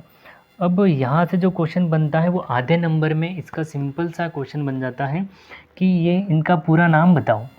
एक तो BCC, FCC, HCP, तो इनका पूरा नाम पूछता है वो कि इनकी फुल फॉर्म बताइए। इसलिए मैंने इसको नहीं, काय केंद्रित एकक कोष्टिका मतलब बॉडी सेंटर क्यूबिक, ठीक है, बॉडी सेंटर क्यूबिक, और इसका फेस सेंटर क्यूबिक। क्यूबिक का मतलब होता है, क्यूबिक का मतलब होता है पैकिंग, पैकिंग का मतलब जो संकुलन होता है ना, मतलब कितनी पैकिंग की गई, उनका अरेंजमेंट है। ये पैकिंग वाला भी आगे आपका टॉपिक आएगा, तो अभी तो उनका नाम याद रखना है आपको। 3 प्रकार की, सामान्य, काय केंद्रित, फलक केंद्रित। नाम से स्पष्ट है, काय यानी बॉडी, फलक यानी उसका फेस। देखो अब इसको समझे आप कि आद या मूल एकक कोष्टिका, ठीक है। तो इसकी परिभाषा क्या है, इसकी पहली बात परिभाषा पढ़ते हैं कि आद या जो मूल सामान्य एकक कोष्टिका होती है उसके 8 कोने होते हैं और 8 कोनों पर 8 परमाणु होते हैं, वो एक सामान्य एकक कोष्टिका हो जाती है। परिभाषा क्या हो गई, एक सामान्य एकक कोष्टिका होती है, उसके 8 कोने होते हैं और 8 कोने पर 8 परमाणु उपस्थित होते हैं, ये एक सामान्य एकक कोष्टिका होती है। लेकिन क्वेश्चन घुमा के पूछा जाता है। परिभाषा तो समझ में आ गई आपको कि एक सामान्य एकक कोष्टिका है और इसके 8 कोने होते हैं और एक सामान्य एकक कोष्टिका हो गई। लेकिन यहाँ पे मैंने अंडरलाइन करके मतलब कोष्टक में लिखा है एकक कोष्टिका में अवयवी परमाणु का योगदान, और यही अपना क्वेश्चन है, यहाँ से क्वेश्चन बनता है। देखो इसको मैं बेसिकली एक बार देखो, आद एकक कोष्टिका में प्रत्येक कोने पर एक परमाणु उपस्थित होता है और इसमें 8 कोने हैं, तो कुल परमाणु की संख्या कितनी होगी, 8 होगी। इतना समझ गए आप। देखो इसको एक बार और अंडरलाइन कर दो, अच्छे से देखना कि आद एकक कोष्टिका में प्रत्येक कोने पर एक एक परमाणु है, तो 8 कोने 8 परमाणु हो गए। इसके बाद आप नीचे देखें कि क्रिस्टल जालक में एक एकक कोष्टिका 8 अन्य एकक कोष्टिका के संपर्क में रहती है। इस प्रकार 8 कोने 8 एकक कोष्टिका के संपर्क में रहते हैं और इस प्रकार प्रत्येक परमाणु का योगदान 1/8वां भाग शेष रहता है। अब कई स्टूडेंट को यहाँ नहीं समझ में आया है, तो देखो इसको मैं आपको बता देता हूँ कि भाई ये तो है एक सामान्य एकक कोष्टिका आपकी, जिसके 8 कोने हैं और प्रत्येक कोने पर एक परमाणु उपस्थित है। तो अब कहने का मतलब है भाई ये कोना है सामान्य एकक कोष्टिका, 8 कोने 8 परमाणु, ये तो 3 बात होगी। सामान्य एकक कोष्टिका 8 कोने और 8 परमाणु उपस्थित है। लेकिन चौथा पॉइंट ये है, ये जो सामान्य एकक कोष्टिका होती है उसका एक कोना, इस चौथे पॉइंट को याद रखना, ये जो सामान्य एकक कोष्टिका होती है इसका एक कोना 8 अन्य एकक कोष्टिका के संपर्क में रहता है। यानी कोई एक इंसान है, सिंपल सी बात समझो कि कोई एक इंसान है, वो 8 इंसान के मतलब 8 इंसान से छूता हुआ है, उसको स्पर्श करते हुए इसको अटैच किए हुए हैं या उसको जुड़े हुए हैं। तो यानी उस इंसान के मतलब क्या हो गया, उस इंसान का एक हिस्सा कितने भागों में बढ़ जाएगा, 8 हिस्सों में। इसी तरह समझो कोई घर है, उस घर के भाई 8 कोने हैं, किसी घर के आपके 8 कोने हैं, और आठों कोने में एक एक व्यक्ति आप खड़ा कर दो, यानी आठ आठ आठ आदमी हो जाएंगे।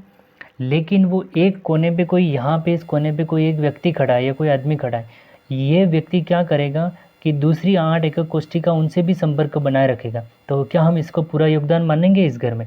नहीं मानेंगे, क्योंकि ये तो बाहरी लोगों से भी जुड़ा हुआ है।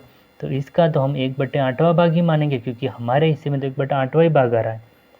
इसको इस हिसाब से एक और बार समझना, जिस तरह से कोई घर है जिसके 8 कोने हैं और आठों कोने में एक एक व्यक्ति हमने खड़ा कर दिया, और इस कोने में कोई एक व्यक्ति खड़ा है और वो क्या करता है, बाहर के 8 घर हैं उनसे भी संपर्क बनाए रखता है।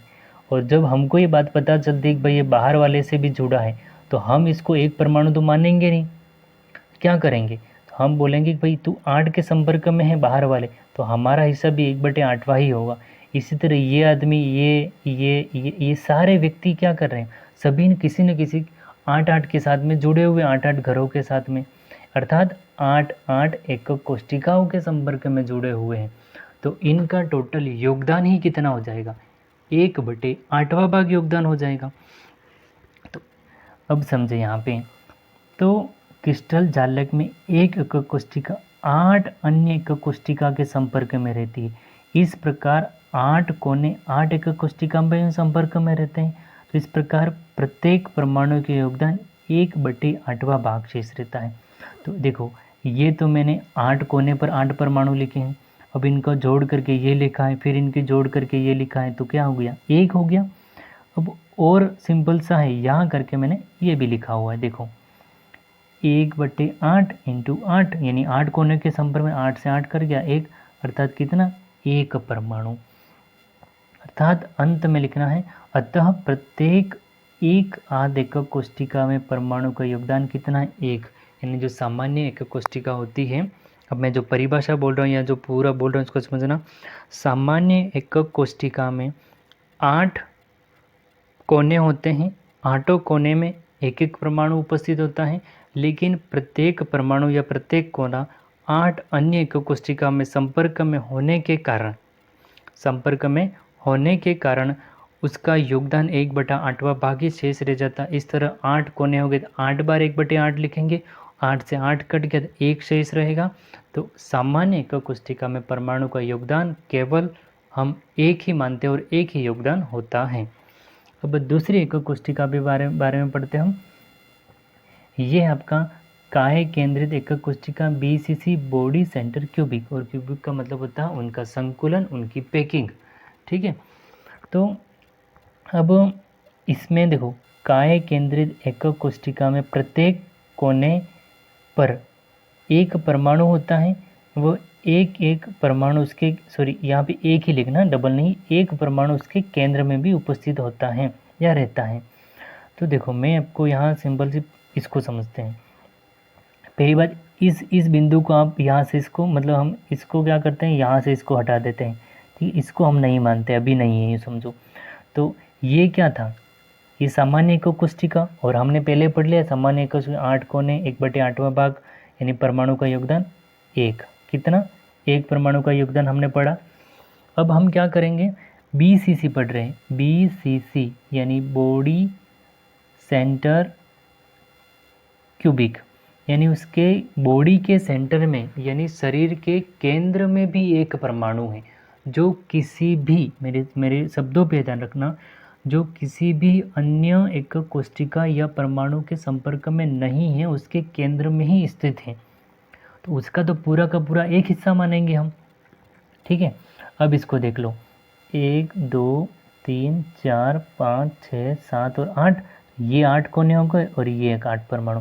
तो 8 कोनों वाला एक परमाणु और ये पूरा का पूरा एक परमाणु, तो 1 और 1 कितने हो गए भाई? 2 परमाणु हो गए। तो समझ में आ गया कि बॉडी के अंदर में कितने हो जाते हैं?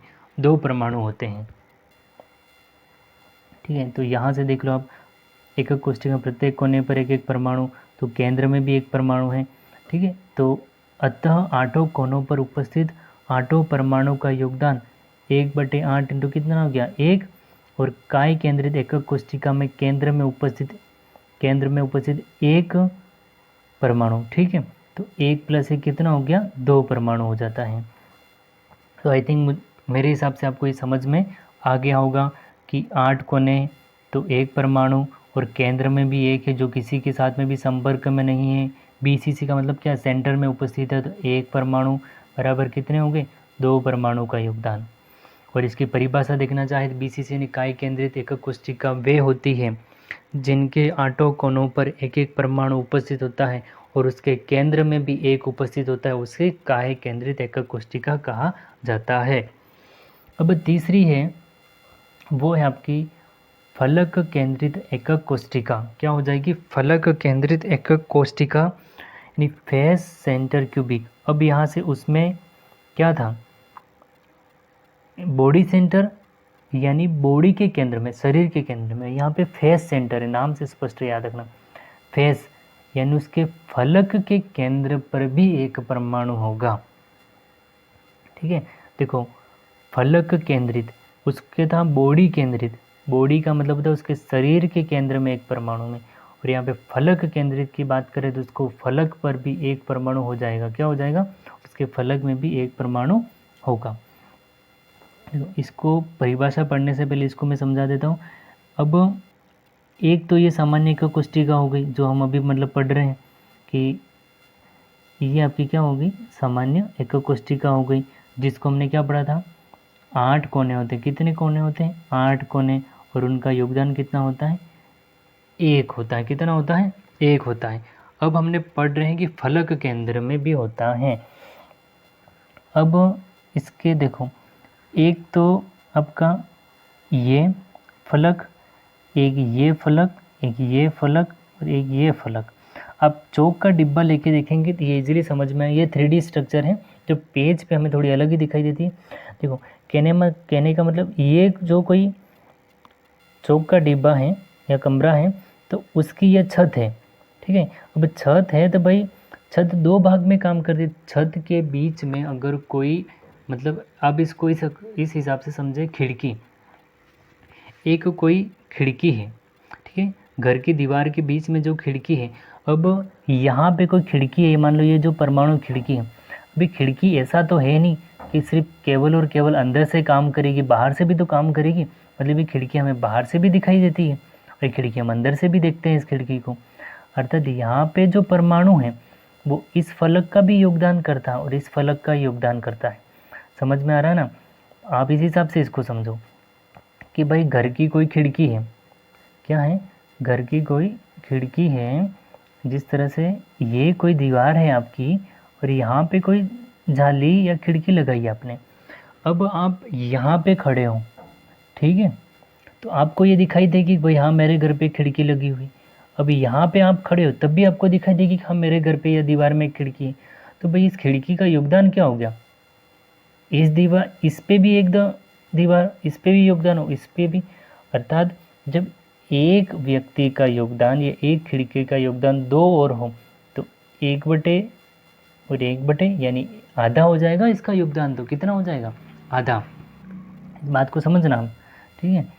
तो यहाँ पे क्या हो जाएगा भाई, इसी तरह कुल कितने फलक हो जाएंगे। इसी तरह ये कोई आप छत मान लो, एग्जाम्पल छत। अब छत पे कोई अपने एक परमाणु छत के बीचों बीच में एक रखा, तो ऐसा तो है ही नहीं कि नीचे वाला ही भाग माने, ऊपर वाला भी मानेंगे हम। तो कहने का मतलब हो जाएगा आपका कि जब एक फलक पर कोई परमाणु उपस्थित होता है तो उसका जो योगदान होता है, मतलब वो ऊपर की साइड में नीचे की साइड में दोनों होगा, तो उसका योगदान 1/2 हो जाएगा, अर्थात आधा हो जाएगा। तो अगर 2 परमाणु जुड़े हैं तो उनका योगदान 1 हो जाएगा, 4 जुड़े हैं तो उनका योगदान 2 हो जाएगा, और 6 परमाणु यानी 6 फलक हैं, कितने, 6 फलक हैं तो उनका योगदान 3 हो जाएगा। आइए इसकी जो नोट्स हैं उस पर अंडरलाइन करते हैं और देखते हैं क्या क्या है। मतलब कि हाँ, फलक केंद्रित एकक कोशिका में प्रत्येक कोने पर एक परमाणु उपस्थित होता है और प्रत्येक फलक पर भी एक एक परमाणु। देख कोने वाली बात तो हम सामान्य एकक कोशिका से पढ़ते आ रहे हैं, ठीक है। इसके बाद देखो प्रत्येक, इस तीनों याद रख, तीनों लाइन याद रखना। प्रत्येक कोने पर एक परमाणु, मतलब परमाणु के योगदान 1/8 × 8, ये हो जाएगा आपका एक परमाणु। ये हमने पहले पढ़ लिया था। इसके बाद 6 फलकों पर कुल परमाणु का योगदान। तो ये मैंने लिखा, देखो ये आपका 6 × 1/2, और 1/2 क्यों है वो मैंने आपको बता दिया था, क्योंकि ये वाला जो खिड़की वाला एग्जाम्पल याद रखना आप, खिड़की बाहर से भी दिखती है अंदर से भी दिखती है, योगदान आधा हो जाता है, सिंपल सी बात, पूरा का पूरा योगदान उसका नहीं मानेंगे। तो आंसर कितना आ जाएगा भाई, इसको 2 से कट गया मतलब 3 आ जाएगा।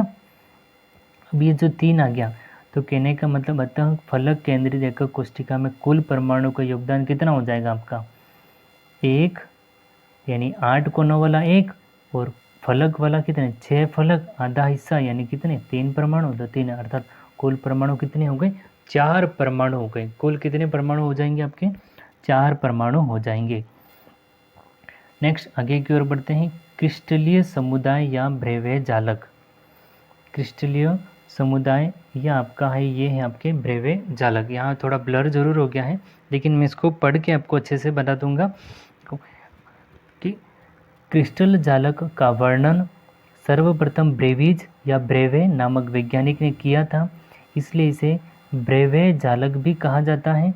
ब्रेवे ने 1848 में बताया कि 7 क्रिस्टल समुदायों को उनकी एकक कोष्ठिका में अवयवी कोणों की व्यवस्था के आधार पर 14 विभिन्न प्रकार के त्रिविम जालकों में विभाजित किया जा सकता है। सिंपल सी बात है, यानी क्रिस्टल जालक का सर्वप्रथम वर्णन था वो ब्रेवे नामक वैज्ञानिक ने किया था, और इसलिए हमने जो भी क्रिस्टल जालक दिए थे जितने भी प्रकार थे उसको हमने बोल दिया ब्रेवे जालक या ब्रेविज जालक। और ब्रेवे ने कब बताया था 1848 में ये बताया कि जो 7 अलग अलग क्रिस्टल समुदाय हैं उनकी एकक कोष्ठिका में जो परमाणु का जो अरेंजमेंट है उनसे हम अलग अलग प्रकार के 14 प्रकार के त्रिविम जालकों में विभाजित कर सकते हैं, या 14 अलग अलग त्रिविम जालक भी बना सकते हैं। तो आधे नंबर के क्वेश्चन में ये पूछा जाएगा आपको कि ब्रेवे जालक क्या है, या क्रिस्टल को ब्रेवे जालक क्यों कहते हैं। तो आप सिंपल सा बता देना कि भाई क्रिस्टलीय जो समुदाय है या क्रिस्टल जालक का वर्णन ब्रेवे नामक या ब्रेविज नामक वैज्ञानिक ने किया था, इसलिए इसको ब्रेवे जालक कहते हैं, या क्रिस्टलीय जालकों को ही ब्रेवे जालक कहते हैं। अब आपका हर साल आप पुराने पेपर जरूर उठा के देख लेना, हर साल इस टॉपिक से आपका आधे नंबर का 1 नंबर का क्वेश्चन बनता ही बनता है। और इसको आप ये जो आपको दिख रहा है इसको आप रट लो, इसको याद कर लो, या कोई ट्रिक अपना लो, या लेकिन इसको भूलना नहीं, इसको पक्का 100% याद रखना है कि कई बार पेपर में क्वेश्चन सीधा, ये जो मैंने 6-7 लिखे हैं यहाँ से सीधा का सीधा क्वेश्चन छप जाता है। अब क्वेश्चन कैसे छपेगा मैं आपको इनको समझाने से पहले क्वेश्चन के प्रकार बता देता हूँ। देखो इस तरह से, देखो ये तो इसकी संरचना, भुजा, कोण या उदाहरण। तो पूछेगा कोई गणीय संरचना है, याद रखना मेरे शब्दों पे ध्यान रखना, कोई गणीय संरचना है उसकी भुजा तथा कोणों का मान बताइए। ये भुजा ये कोण, तो पूछे भुजा तथा कोणों का मान बताइए। या फिर ये से पूछेगा कि कोई उदाहरण है, जैसे NaCl है, या गणीय संरचना NaCl में भुजाओं का मान बताइए, या फिर अलग से पूछ लेगा कोणों का मान बताइए। ये तो एक क्वेश्चन हो गया। अब दूसरा क्वेश्चन पूछेगा गणीय संरचना का कोई उदाहरण बताइए, तो NaCl, KCl, हीरा, ये उसका उदाहरण हो गया।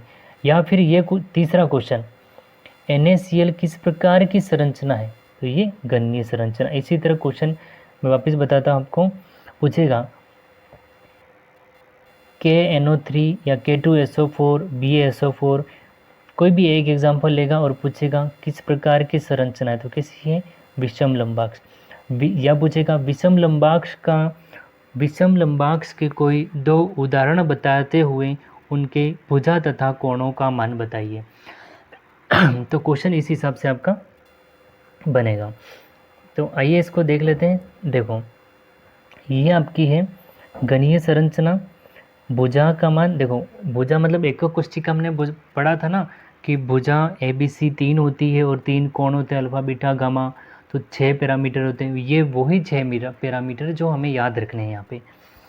गणीय संरचना भुजा ABC तीनों भुजा बराबर हैं, अल्फा बीटा गामा बराबर यानी इक्वल 90 डिग्री, यानी तीनों कोण भी बराबर है। उदाहरण NaCl KCl हीरा। ये पूरी लाइन याद रखना। घनीय संरचना भुजा ABC, कोण alpha beta gamma equal 90 degree, यानी तीनों 90 डिग्री है।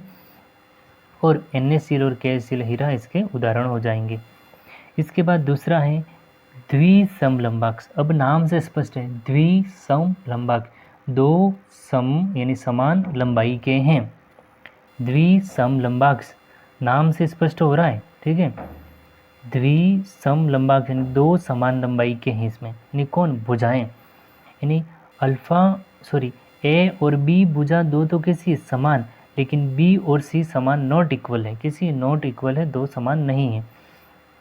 अर्थात यहाँ देख लेना आप कि देखो इसमें ए और बी दो भुजा समान है, लेकिन बी और सी नॉट इक्वल है, समान नहीं है।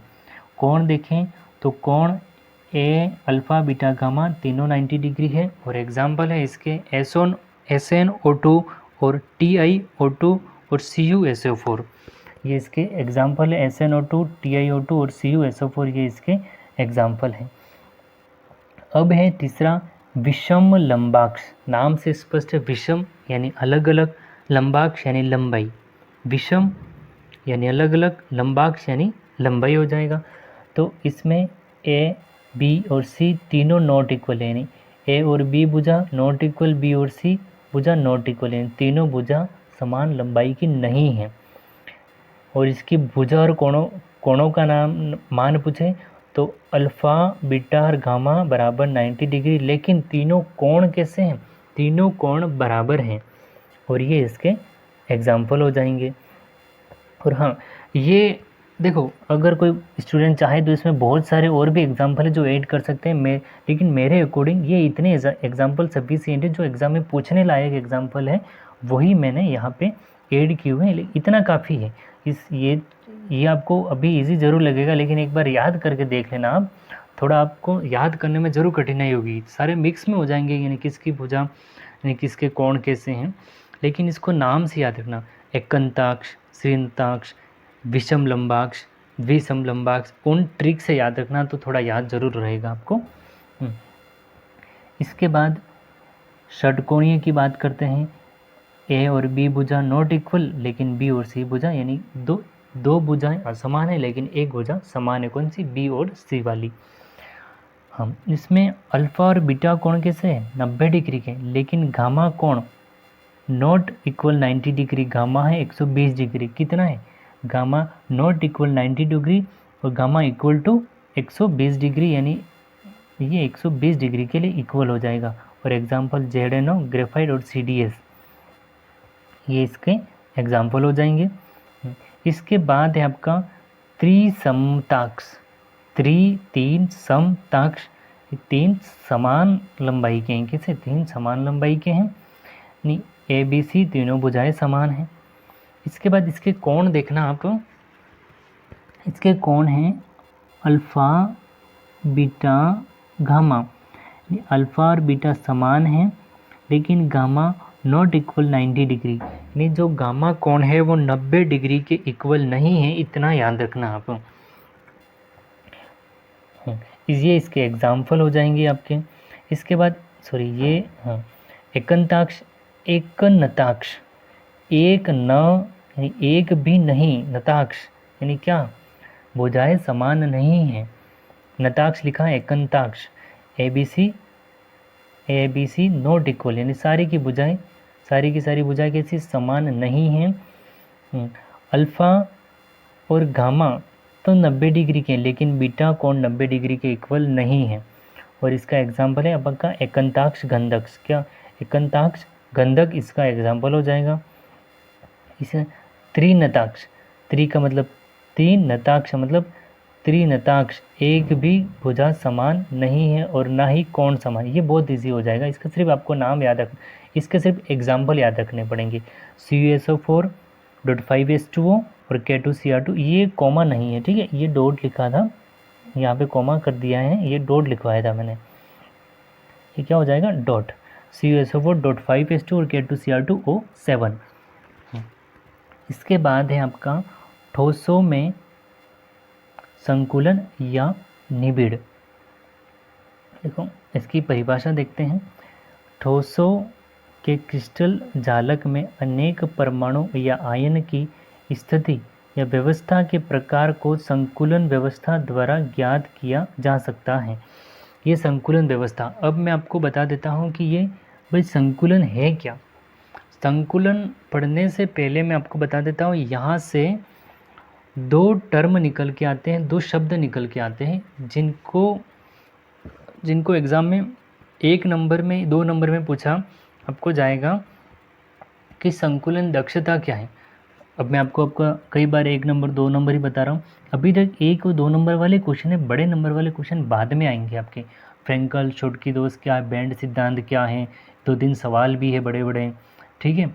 तो वहाँ से बड़े क्वेश्चन वहाँ से ज़्यादा बन रहे हैं, लेकिन यहाँ पे अब मैं संकुलन दक्षता, अभी यहाँ से आपके थोड़े क्वेश्चन बड़े बनने चालू हो जाते हैं। मैं आपको संकुलन दक्षता में 2 पॉइंट बता रहा था कि रिक्ति और उसकी क्षमता। रिक्ति का मतलब होता है खाली भाग, आपने सुना हो रिक्ति का मतलब क्या है, खाली भाग। देखो यहाँ पे जिस तरह से मैं आपको समझा देता हूँ, आपके एक सामान्य, इसको ज़्यादा लोड लेने की ज़रूरत नहीं, आप सामान्य घर की चीज़ों को समझते हुए इसको समझना। जिस तरह से आपका कोई स्कूल का बैग है, ठीक है, आपके क्या है, स्कूल का कोई बैग है आपके पास में, या कोई, मतलब कहने का मतलब है स्कूल का बैग, मैंने उल्टा बना दिया था, ये रखो, ये आपका स्कूल का बैग है, जिसमें आपने बुक है वो सारी की सारी किताबें क्या कर दी, ठूस ठूस के भर दी, इसमें ठूस ठूस के किताबें भर दी। अब कहने का मतलब आपने सारी की सारी किताबें व्यवस्थित जमा के भर दी, ठूस के भर दी, कैसे भी भर दी। अब ऐसा तो है नहीं कि बस्ते का या जो स्कूल बैग है या आपके पास थैली है जो भी है उसमें भर तो दिया आपने पूरा, लेकिन ऐसा नहीं होगा कि पूरा का पूरा व्यवस्थित रूप से मतलब भर जाएगा, कुछ ना कुछ उसका भाग जरूर खाली रहेगा। जिस तरह से या आपने मतलब इसमें 2-3 किताबें 4-5 किताबें रख दी आपने, वो एक दूसरे के ऊपर रख दी, यहाँ पे भी भर दी, यहाँ पे, लेकिन यहाँ पे बीच में तो भाई 2 किताबों के बीच में या कोनों में थोड़ी ना थोड़ी तो जगह होगी।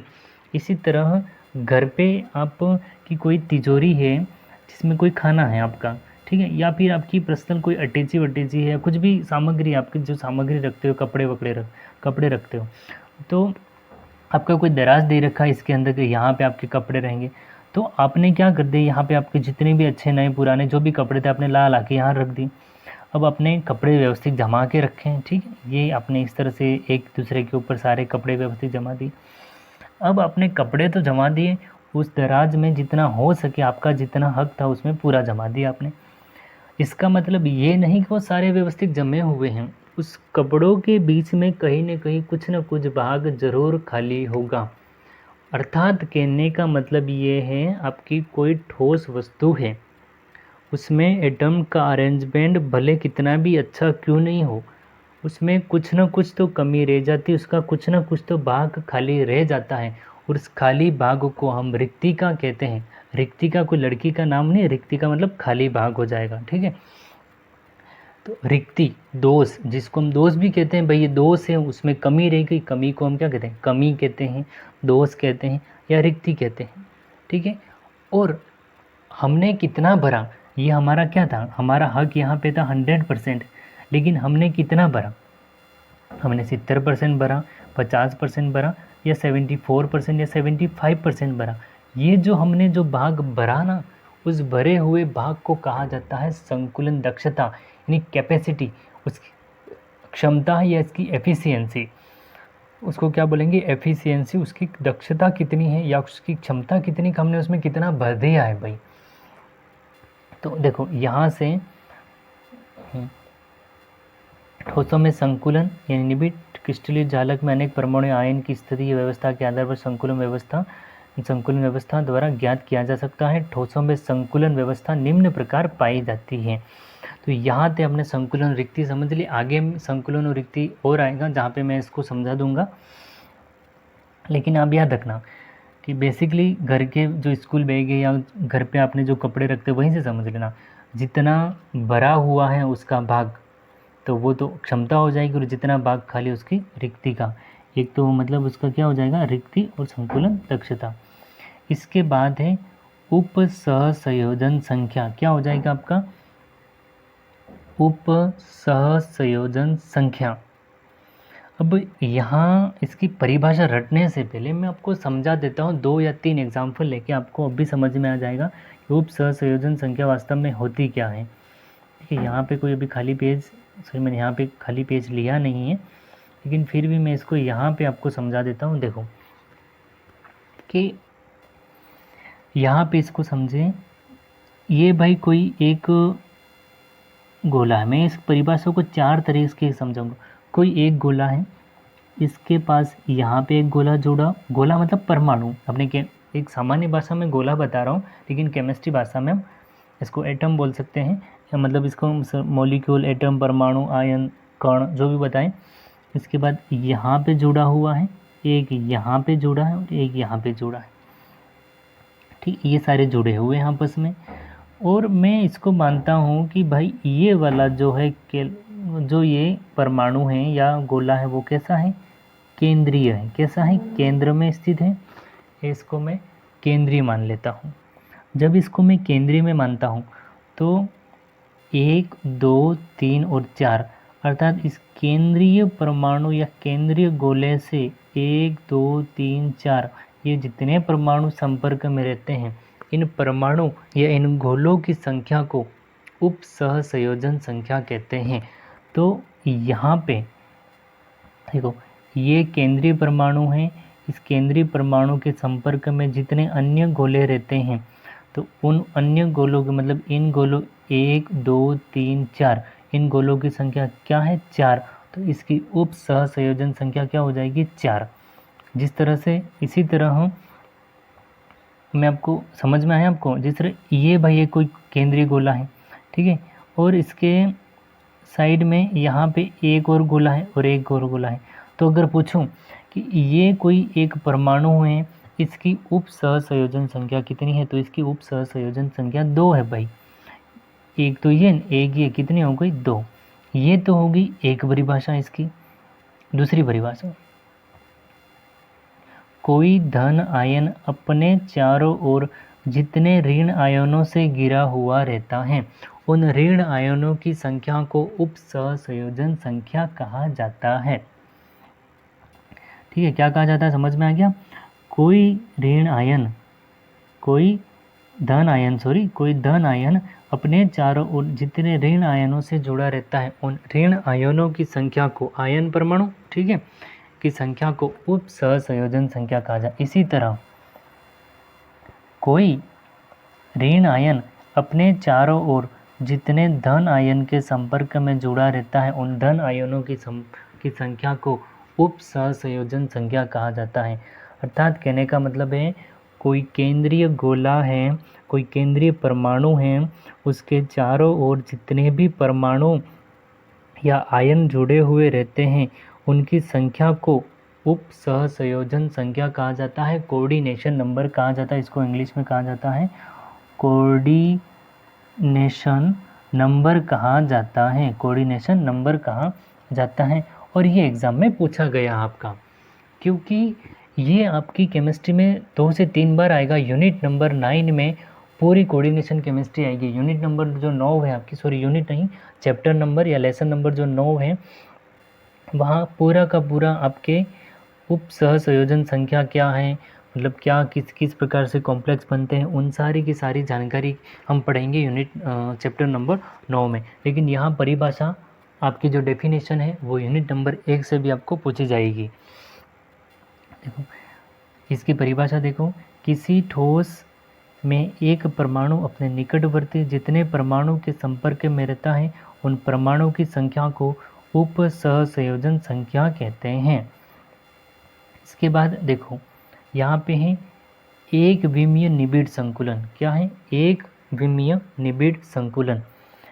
इस प्रकार के संकुलन में प्रत्येक गोला या परमाणु अपने निकट के 2 गोले या परमाणु के संपर्क, तो 2 एक विमीय यानी एक विमा में, विमा का मतलब एक दिशा में, देखो ये परमाणु कैसे हैं, एक ही दिशा में एक विमीय, तो कितने, जिस तरह से इसको हमने क्या मान लिया है, ये बीच वाले को क्या मान लिया, सेंटर।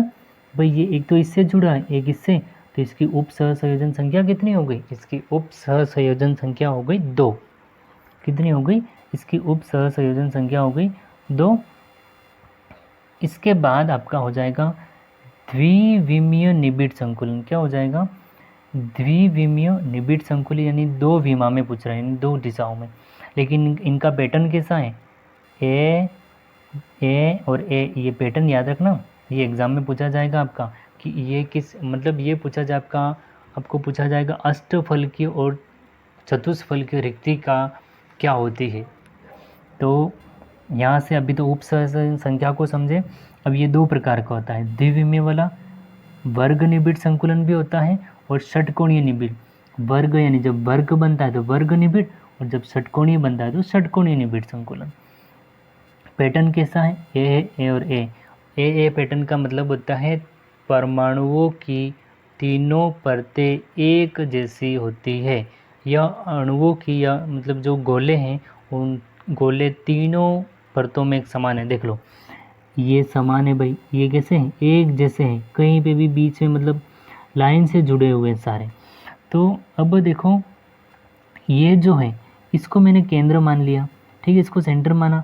ये एक तो यहाँ से ऊपर से जुड़ा हुआ है, और एक यहाँ से जुड़ा हुआ है, और एक यहाँ से जुड़ा, और एक यहाँ से, ठीक है। ये बीच वाले यहाँ से देखो कहाँ से नहीं जुड़ा हुआ है। तो एक तो यहाँ से नहीं जुड़ा है, यहाँ से नहीं जुड़ा है। ये केवल और केवल कहाँ से जुड़ा हुआ है? ये केवल यहाँ से और अर्थात ये 4 के संपर्क में। कितना? 4 के संपर्क में। तो उप सहसंयोजन संख्या कितनी हो जाएगी? इसकी 4 हो जाएगी। देखो ये क्या बन रहा है? वर्ग बन रहा है। क्या बन रहा है? वर्ग। तो इसको क्या बोल दिया? वर्ग निबिड़ संकुलन बोल दिया हमने। उप सहसंयोजन संख्या कितनी होगी? इसकी 4 हो गई। ये 41 नहीं है, ठीक है। ये कितनी है? ये 4 इसकी उप सहसंयोजन संख्या हो जाएगी। इसके बाद है आपका, इसको थोड़ा और जूम करके यहाँ देखना चाहो, देखो इसको और जूम करके देख लो। ये बन रहा है आपका, ये कितने के संपर्क में है? ये रहा सेंटर, 1 2 3 और 4 के संपर्क में। इसको थोड़ा जूम करके भी आप देख लेना। देन इसके बाद में ये है आपका, ये हो जाएगा षटकोणीय। क्या हो जाएगा? षटकोणीय निबिड़ संकुलन के बारे में। और इसका पैटर्न कैसा है? ए और बी और ए, अर्थात बी आ गया, यानी इसकी दूसरी जो परत है वो थोड़ी अलग होगी। वो परमाणु या तो बड़े हो जाएंगे या छोटे परमाणु। अगर दो बड़ी परतों के बीच में छोटा परमाणु आ जाएगा तो बीच वाली जगह में आ जाएगा, तो वो एक से अधिक भाग जोड़ लेगा। तो यहाँ से समझें भाई, ये तो हो जाएगा इसका सेंटर पॉइंट। क्या हो जाएगा? इसका सेंटर पॉइंट हो गया ये। तो हमने ये वाली परत और ये वाली परत एक जैसी है, ठीक है। और ये थोड़ा इसको यहाँ लेना, ठीक है, इसको थोड़ा, हाँ मैंने ये सही, आप बिल्कुल व्यवस्थित बनाना। और ये वाला सेम होंगे। लेकिन अब बीच में कौन आ गई? ये जो बीच में आ गए, ठीक है, इस साइड ये बीच में आ गए। तो अब ये क्या करेगा कि ये एक से अधिक भागों से संपर्क में आ जाएगा। तो ये क्या करेगा? इन 2 एकक कोष्ठिका के संपर्क में आ गया, इन 2 एकक कोष्ठिकाओं के संपर्क में आया, सॉरी एकक कोष्ठिका नहीं, परमाणु और गोले। एकक कोष्ठिका बता दिया मैंने, और इस परमाणु के संपर्क में आ गया। तो हमारी परिभाषा क्या थी? जब कोई एक केंद्रीय परमाणु या केंद्रीय आयन या केंद्रीय गोला अपने निकटवर्ती जितने गोलों के संपर्क में रहता है, उन गोलों की संख्या को उप सहसंयोजन संख्या कहा जाता है। तो ये कितने के संपर्क में है? तो ये आपका 6 के संपर्क में। कितने के? 6 के संपर्क में। तो इसकी उप सहसंयोजन संख्या कितनी हो जाएगी? 6 हो जाएगी। और इसके बाद हम पढ़ेंगे त्रिविमीय निबिड़ संकुलन, जो कि त्रिविमीय 3 दिशाओं में वाला होगा, जिसको हम नेक्स्ट वीडियो में होंगे। और इसका जो एक नेक्स्ट वीडियो जो दूसरा भाग बनेगा, उसमें हम इस यूनिट को पूरा कर देंगे। अगर ये वीडियो आपको पसंद आती है तो अधिक से अधिक सभी स्टूडेंट को शेयर करें, वीडियो को लाइक करें और चैनल को सब्सक्राइब भी करना। और साथ में आप ज़रूर याद रखें, आपको किसी भी बुक गाइड की और ना ही कोचिंग की ज़रूरत पड़ेगी, क्योंकि मैंने बताया है कि मैं ये जो नोट्स है, मैंने मेरा पूरा एफर्ट लगाया है नोट्स में बनाने में, यानी कुछ भी गलती नहीं है, बिल्कुल सही बनाया हुआ है। और कुछ गलती होती है तो आप मुझे कमेंट्स में ज़रूर बताना कि यहाँ पे ये मिस्टेक हुई है, तो मैं इसको ज़रूर सुधार लूँगा। और मैं जो भी ये यूनिट 1 और 2 यूनिट पूरी होने के बाद इनका बोर्ड पे मैं आपको समझा दूँगा, तो और ज़्यादा बेहतर हो जाएगा।